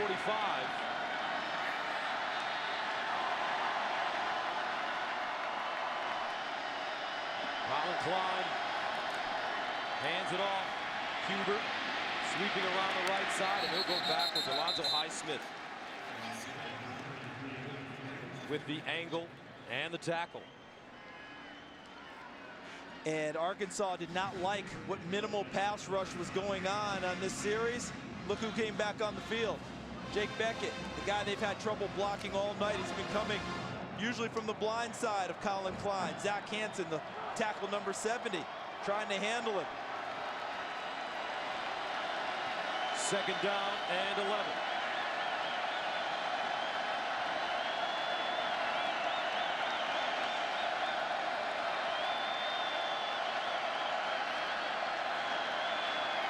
Here's Klein again. And he dumps this one. Incomplete. Looks like they were trying to set up a screen for Hubert. But Arkansas standing on the play. Pressured by Highsmith and D.D. Jones. And that brings up third down and 11. And Beckett also coming from the end. Tenarius Tank right. That was good pressure by the front four of Arkansas that threw the timing off on the play. K-State needs to get to the Arkansas 45 for a first down. 2 for 10 on conversions. They haven't found Chris Harper all night here at the top. Usually their go-to receiver. Klein with time over the middle. Caught by Sheldon Smith. First down. What a catch by Smith. He took a shot. And Colin Klein delivers on third down once again. Right here. Watch him work inside. It's zone coverage. And as he goes in, Bennett makes a nice break on the ball with a big hit. But Sheldon Smith, he's got a new nickname, Pinball. Just bounces right off and keeps moving it downfield. Almost ran backwards and almost out of a first down catch. First down and 10 at the 45 for Klein. Back to throw it. Klein thinking about running it. And Klein taken down from behind. Take right. Good coverage, though, in the Arkansas secondary. Coverage has been good for most of the night, really by both teams, to allow the rush to get to the quarterbacks. Arkansas has found a few more openings downfield against Kansas State's defense. But overall, all night, I've been impressed with both sets of secondaries. Klein relying on his arm. He hasn't taken off or run the football as we expected him to this evening, but he may be due. Second and 13 at the 48. Rolls out of the pocket, and Klein decides to run it. And he'll get to the 42-yard line. Jericho Nelson defensively, that brings up another big third down for Kansas State. That last play had numerous options on it. Colin Klein running to the corner as you described. Also had a receiver coming underneath that he could have given him a shovel pass if it was open. Wasn't there, so Klein kept it and got to the corner. Sheldon Smith splits out wide to the top of your screen. Isaac Madison guarding him. Hubert out of the backfield as well at the very bottom of your screen. Empty backfield for Colin Klein on 3rd and 7. Klein looking over the middle. Smith again. At the 29, Sheldon Smith on 3rd and 7 gets 14. And Smith has been terrific on this series. Top of your screen, 87 in white, 6 in red. This is what they call man-free coverage. Cover 1. Everyone in man-to-man with a safety over the top with no responsibility except to cover it by zone. Sheldon Smith wins that one at the line of scrimmage. That's what coaches call winning on the perimeter. Good job by Sheldon Smith on his route. First down to the 28. Now Klein handing it off. Hubert. As Jericho Nelson stops him, but how about Sheldon Smith? 3 big catches on this drive. He had a 9-yard catch on 2nd and 8. He had an 11-yard catch on 3rd down and 11 for a first down, and then a 14-yard catch on 3rd down and 7. Still remember that big catch he had against Texas, which helped get them their first touchdown of the game. 2nd down and 8. Seems like Klein and Smith are thinking with the same brain now. Klein wants to run it. Nothing. Great job by the Arkansas interior defense, Alonzo Highsmith. Another 3rd down. If Kansas State's going to throw the football from the pocket, there's one guy they've got to make sure they block, and that's Jake Beckett, number 91, the defensive end. See him over here working against Zach Hansen. Sheldon Smith at the bottom of your screen, number 87. Tannehill, the stand-up tight end, at the bottom as well. 3rd down and 8. Klein under pressure. Klein lets it go, incomplete. And this may be a 4th down situation for Kansas State. They decided to bring a little extra pressure because watch in here. All right, right here is going to be Highsmith also coming at Colin Klein. And Hubert moves inside to block Franklin, leaving Highsmith for a free run at the quarterback Klein with Beckett also back there. And they need the 3 points, so they bring on Kentelly. A 42-yard attempt. Got it up. Oh. No good. 6:36 to play in the 4th quarter. Kansas State comes up empty.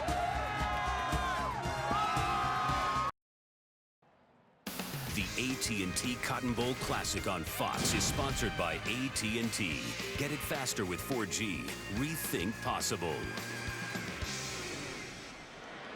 The great views from just above the field come from our AT&T aerial cam. 26-16 Arkansas with the lead and the football with 6 minutes and 36 seconds remaining in the 4th quarter of the AT&T Cotton Bowl. And I don't expect Arkansas to just turn into a running team here where it's going to pound it into the line. They're going to want to bleed the clock by using first downs. Wilson to pass on 1st down over the middle, caught by Hamilton. Hamilton spins and gets to the 35 as Matthew Pearson stops him, but it's a gain of 8. And let's go down to the sideline and check in with our Daryl Johnston. Thanks, guys. Well, you guys have been talking about that matchup that Tyler Wilson keeps finding with Matthew Pearson. He's going to have that the rest of the game. Tyson Hartman is out. They've taken his helmet from him. He's not going to return the rest of the game. Thank you very much, Moose. And this kid's running like you used to. Green, the big fella. 36-yard gain. Pearson with the tackle. And how about the blocking here? Kiero Small is going to lead into the hole, but look at the blocking at the line of scrimmage. Everyone is matched up. Look at that. Everyone's got a man. And then the step over on the tackle by Garrett. Broderick Green with a huge explosive run. All the way down to the Kansas State 30. There's an injured player. An injured Kansas State player at the 35, and it's Lemur, the starting linebacker, senior. But how about the return of Broderick Green this year? They didn't expect him back all season long. Tore his ACL in spring practice. They didn't expect to see him at all. Incredible, diligent rehab to make it back. His first game back, 2 touchdowns against Texas A&M, running the football. Talk about a will to return to play. Broderick Green showed that this year. Green in this game, 3 carries, 43 yards. He's been terrific. As Emmanuel Lemur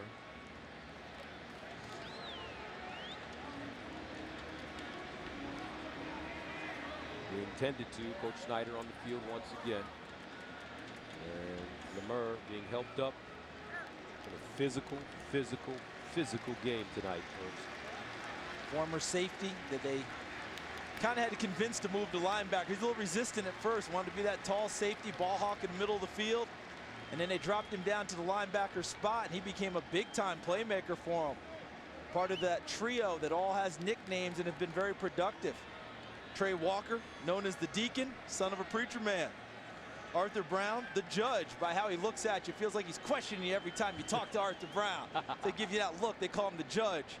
And they call Emmanuel Lamar too tall for his lanky 6'4", 225 frame. He was a too tall that played in this city once upon a time. And was quite productive in doing so. Ed Too Tall Jones, former defensive end with the Dallas Cowboys. So first down for Arkansas. And the Kansas State 30. 5:46 and counting for the Razorbacks with a 26-16 lead. Green remains in the game, and they give it to him. Green all the way down to the 11. Downhill running for the Razorbacks. A gain of 19. I love play callers without ego. Meaning, same play. Run! Bobby Petrino saw that play work to the other side. So instead of having to show everyone just how fancy he is as a play caller, let's just flip it, opposite side, same call. Likes what his offensive line is giving him now. Green this time goes right. And Green will get inside the 10. Clock keeps running as Jordan Velker makes the stop. And Broderick Green has given him nice running ability right now, but he's being helped by the lead guy. Number 36, Kiero Small, his fullback. Kiero didn't go to college right out of high school. Thought he wanted to work for a living, so his dad put him to work in his t-shirt shop. Guess what? I want to go to college, Dad. That'll learn you. Second down and 7 at the 9.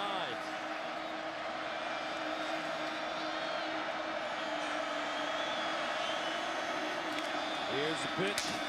Broderick Green stays in bounds. Does not get back to the line of scrimmage. Arthur Brown with the tackle. And this time a Razorback getting up slowly. But the key on the play, as you noted, was right up here. The clock still runs. And watch the play coming at you. Number 72, Grant Cook with the lead block. And then at the end, when the tackle is made, here comes the pile, and they roll onto his ankle as he's trying to get up. Third down and 8 at the 10. Green remains in the game. Charge timeout, Arkansas. And Their second Arkansas timeout. will call a timeout. 3:46 to play. 3rd and 8 coming up.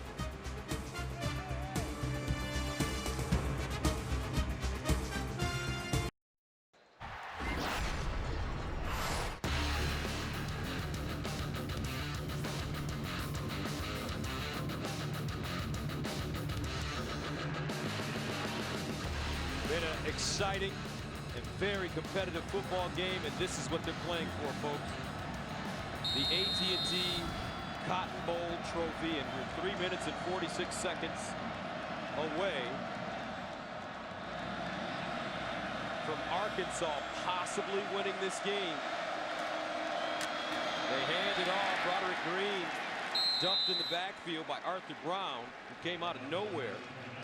Clock keeps running, 3:37.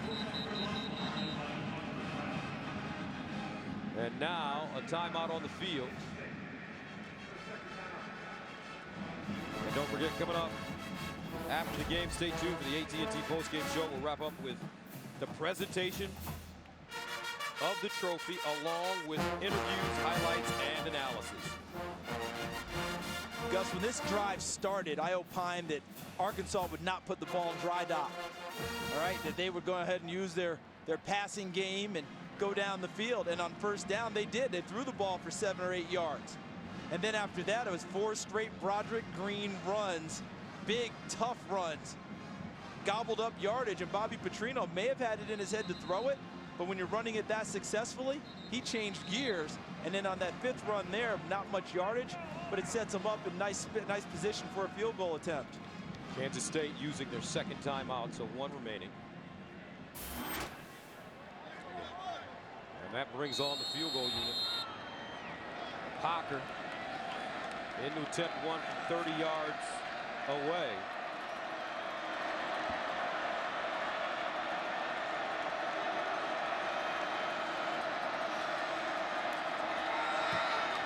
And it's good. Third field goal of the night for Zach Hocker. And the Razorbacks, with 3:30 remaining in the fourth, take a 29-16 lead.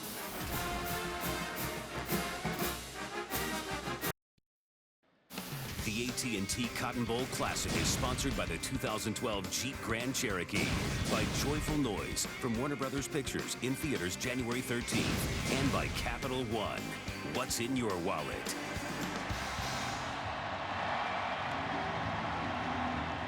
(29-16) Arkansas. 3:30 remaining in the fourth. Mr. Jerry Jones and Coach Broyles. About that, pupil and coach.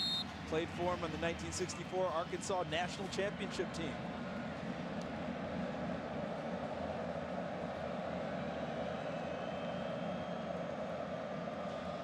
So Arkansas will send it away. Kansas State with Tremaine Thompson and Chris Harper back deep. And they'll bring it out of the end zone. Thompson. Oh, good special teams play. He's down. And that Seth Ambrose making the tackle. Don't forget, coming up, it's the AT&T postgame show. Kevin, Marcus, and Darryl, postgame wrap-up, and also the trophy presentation. Colin Klein back in. And the power run game pretty much eliminated now because of time for Kansas State. He'll have to make plays with his arm. Here's Klein looking, and the ball caught on the far side at the 21, and getting up a little shaky, Terrell Miller. For the passer, defense, number 42. 15 yards from the end of the run. Automatic first down. These are the plays you just cannot have at this stage of the game. If you're Arkansas, everything's going your way. You get an incomplete pass. Well after the play, the hit by Chris Smith. Not necessary. Costs his team 15. Gets the clock stopped for Kansas State and gives them better field position. Bad play by Chris Smith. So they move it up. The pass completed to the 37 with 3 minutes to go. Klein underneath, and this is Chris Harper. And Harper close to the first down. That's a guy I've been waiting to hear his name called for a long time this evening. Hurry-up offense being used by the Cats. First down at the 47. Klein in trouble. Gets out of the pocket, and he'll run it out of bounds. And stop the clock at 2:37.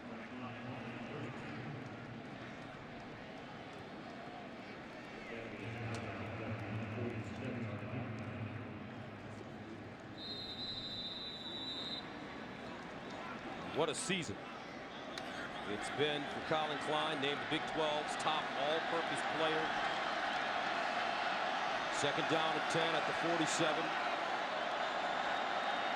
Klein responsible for 69% of K-State's yards this season running. And he is dragged down from behind by Alonzo Highsmith. Highsmith has had a great game as well. That's when you know you're starting to add a few to the odometer. Played against his father in the Sugar Bowl, January of 1986. Oh boy. Third down and 7 at midfield for Klein. over the middle, and it's incomplete. Terrell Miller again, and that'll bring up 4th down. With 1:46 to go, and it looks like Kansas State will go for it. Yeah, although they have a whole lot of choice on this one. And what I can't wait to see is what Arkansas decides to do defensively. Do they rush 3, rush 4, and drop everyone else? They've been bringing 5 on certain downs here, even on this possession. They're not just totally laying back. 3-man front. Let's see what they decide to do. On 4th down and 7. They bring pressure. Klein. Oh, beautiful catch. Miller trying to get out of bounds, but they keep him inbounds. Terrell Miller stopped by Greg Gatson, but he gained 13 yards on 4th and 7. But if the clock stops because of the 1st down, now they have to hustle to the line of scrimmage and be ready when it's marked in play. It's already started the clock. Klein. Oh, from behind. Chris Smith, 5th sack of the night for Arkansas. Remember how he started this sequence with the roughing the passer call, went to the sideline for a little counseling, reinserted, and tries to make up for it with the sack. 2nd down and 15 at the 42. Klein again. And again, he is taken down in the backfield. 6 sacks tonight by the Razorbacks. Chris Smith again, back-to-back sacks, and this defense should be very proud of the way they played. And Bobby Petrino has to feel great about his move, bringing a new defense coordinator, Paul Haynes. His first game calling defenses for Arkansas. Right now, he's got to feel great as they try and finish off this game.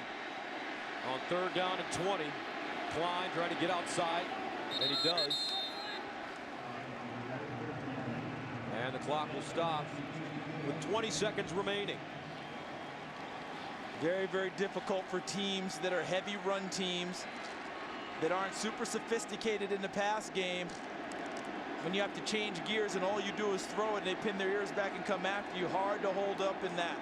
Offensive lines used to run blocking more than pass blocking, and here come the rushers. 4th down and 16.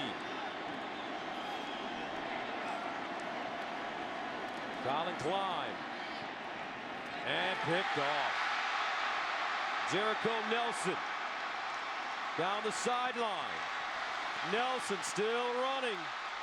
And Nelson finally stopped at the 13 with 5 seconds to go. A 62-yard return.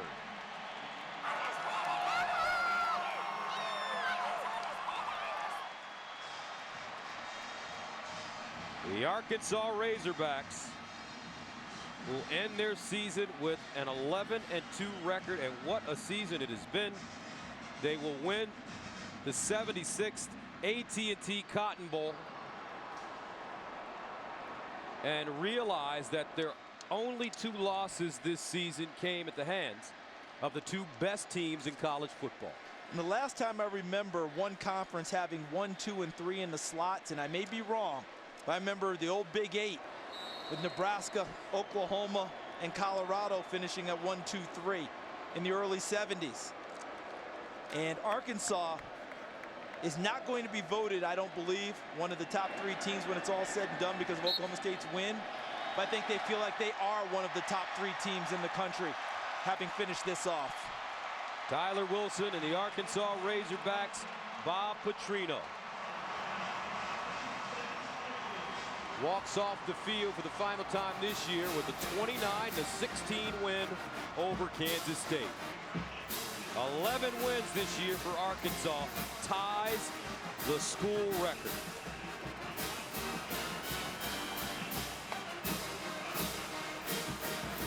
Bob Petrino faced Coach Snyder tonight. Coach Snyder, his second tour of duty with this Kansas State squad. They are in hog heaven here in Texas.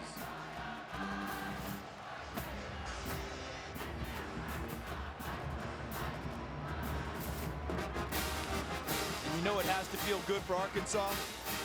When they were really challenged tonight, they responded after the big run by Kansas State to draw them close.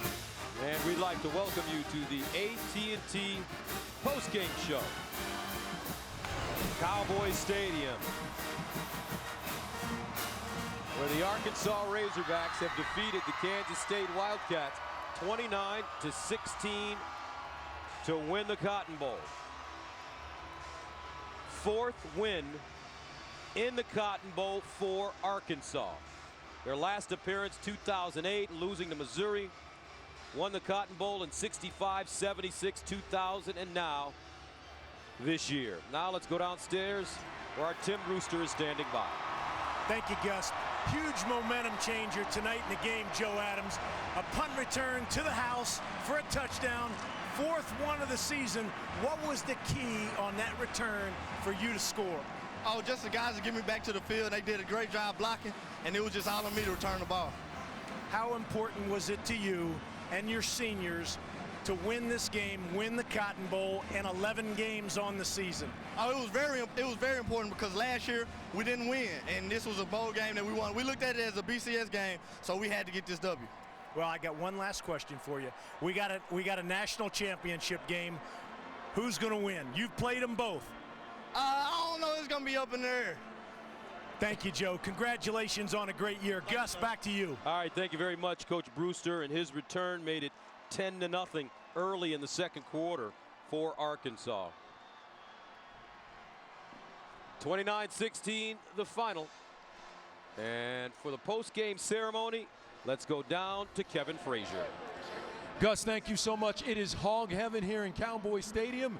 And to present the trophy to the Arkansas Razorbacks, the champions of the Cotton Bowl, the chairman of the Cotton Bowl, Tommy Bain. Thank you, Kevin. Coach Petrino, on behalf of Mark Kiefer and AT&T and the Cotton Bowl board, it is our privilege to present you the 2012 Cotton Bowl trophy. Congratulations. Coach Petrino, you get 11 wins this season, but more importantly, you win the Cotton Bowl. What does this mean for the program? It's just a great win. The first thing I'd like to do is thank our crowd, thank our fans. Thanks for coming, everybody. We got the greatest fans in America. I thought our team really played well. This is what we wanted to do, was send this senior class out with a win. Our senior class did a lot for us, played extremely hard, has really done a great job for this program. We understand that Garrett Uckman was with us today. We miss you, Garrett. I can't say enough about our football team. What adjustments did you make for the second half to change the momentum of this game? Well, offensively, we wanted to come out and hit some of our quick game and run the ball better. I thought our offensive line did a much better job on the line of scrimmage in the second half. Defensively, we didn't change a whole lot. We did a good job on first down. We played really well on defense the entire game. All right, enjoy this one. Congratulations. For the fourth time, the Arkansas Razorbacks are the champions of the Cotton Bowl. Let's send it over to Coach Brewster. Thank you, Kevin. I'm here with Jake Beckett, and you played great tonight. You had 2 sacks, relentless effort all game long. Talk about first down defense and the emphasis on that in tonight's game. Yeah, our game plan, as you could see, was on first and second down, just stop the run. You know, get them out of those second and medium, second and short opportunities, and really get them in third and long and give us a chance to tee off, which we did that. As a senior, you go out as a winner, Cotton Bowl champions, 11 wins. What's it mean to you, Jake? It's so special to be part of one of the best teams in Arkansas history. You know, to get 11 wins, you know, hopefully finish the season in the top 5, just means so much for our program, and to win this great bowl game, it's just so special. Congratulations, Jake. Great job. Thanks, Gus, back to you. All right, thank you very much, Coach Brewster. Arkansas with a 29-16 win to win the Cotton Bowl, and it's truly been a very special year for this football team. They have a special coach in Bobby Petrino. Done a fantastic job getting him to the point now where they were going to compete for SEC titles year in and year out. 5-7 in the first year. He talked about those seniors. Look where they end up, 11 wins as seniors. Well, coming up, we will have more post-game reaction as well as our final thoughts. 29-16, Arkansas winning the Cotton Bowl.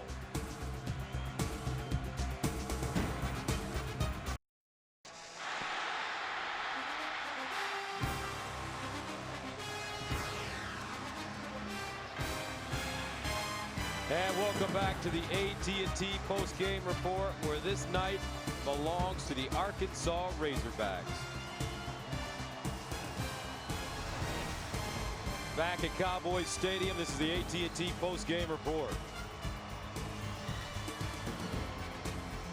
Gus Johnson along with my partner Charles Davis, and a really solid football game tonight. Your final thoughts? Well, we came into this game thinking it was the speed of Arkansas versus the power of Kansas State, but I thought there were elements of both of those in both teams, and we saw that on display tonight. But the big one was toughness. We knew Kansas State was tough, the way they've come back all year long with all those deficits.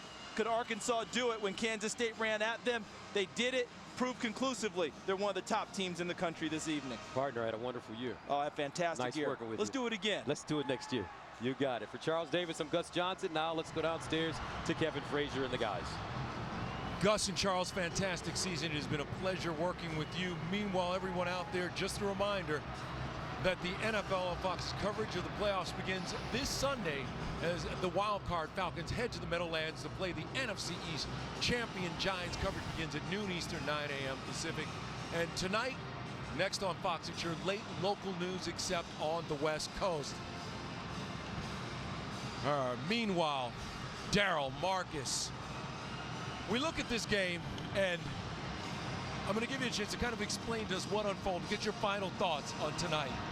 I think a little bit of the toughness that Charles talked about, and for me it was mental toughness, because in the third quarter, Kansas State goes down the field, closes it to 19-16, and Arkansas responded with a touchdown drive to pull away. And at that point, when you had the injury to Tyson Hartman, I think that kind of changed the complexion of the game a little bit, but a lot of mental toughness by the Arkansas Razorbacks today. Well, Kevin, what I noticed out here today, sometimes we've applauded K-State for their outstanding effort. Sometimes effort isn't good enough just against great athletes. They were against some superior athletes today.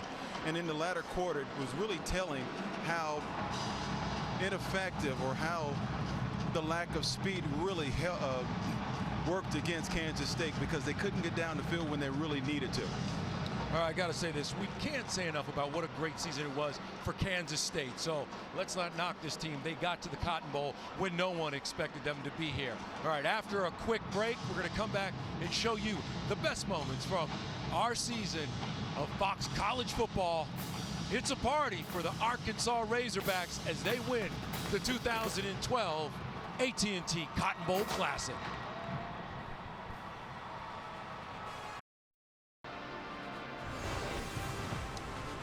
Welcome back to the AT&T post-game show, and the final score, 29-16, the Arkansas Razorbacks, champions of the AT&T Cotton Bowl Classic for 2012. So we have reached the finish of our college football season on Fox, and as we reflect on what has really been an amazing year, we also pause to remember our colleague and our friend Doug Sellers. Doug was a brilliant TV producer and a true leader, but more importantly, he was a good man and a great father. Simply put, we wouldn't be here if it wasn't for Doug Sellers. I'll get the glory, we'll win the fight. They'll tell the story of how we took tonight, and I will show you that I'll wear the crown. I thought I told you that you can't keep me down.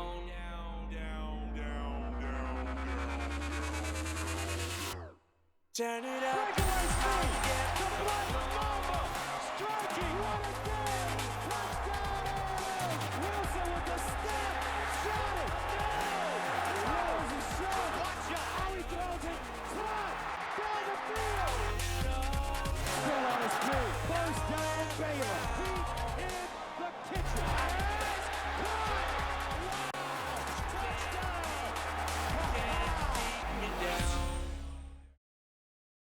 Dougie, we'll miss you, and we love you.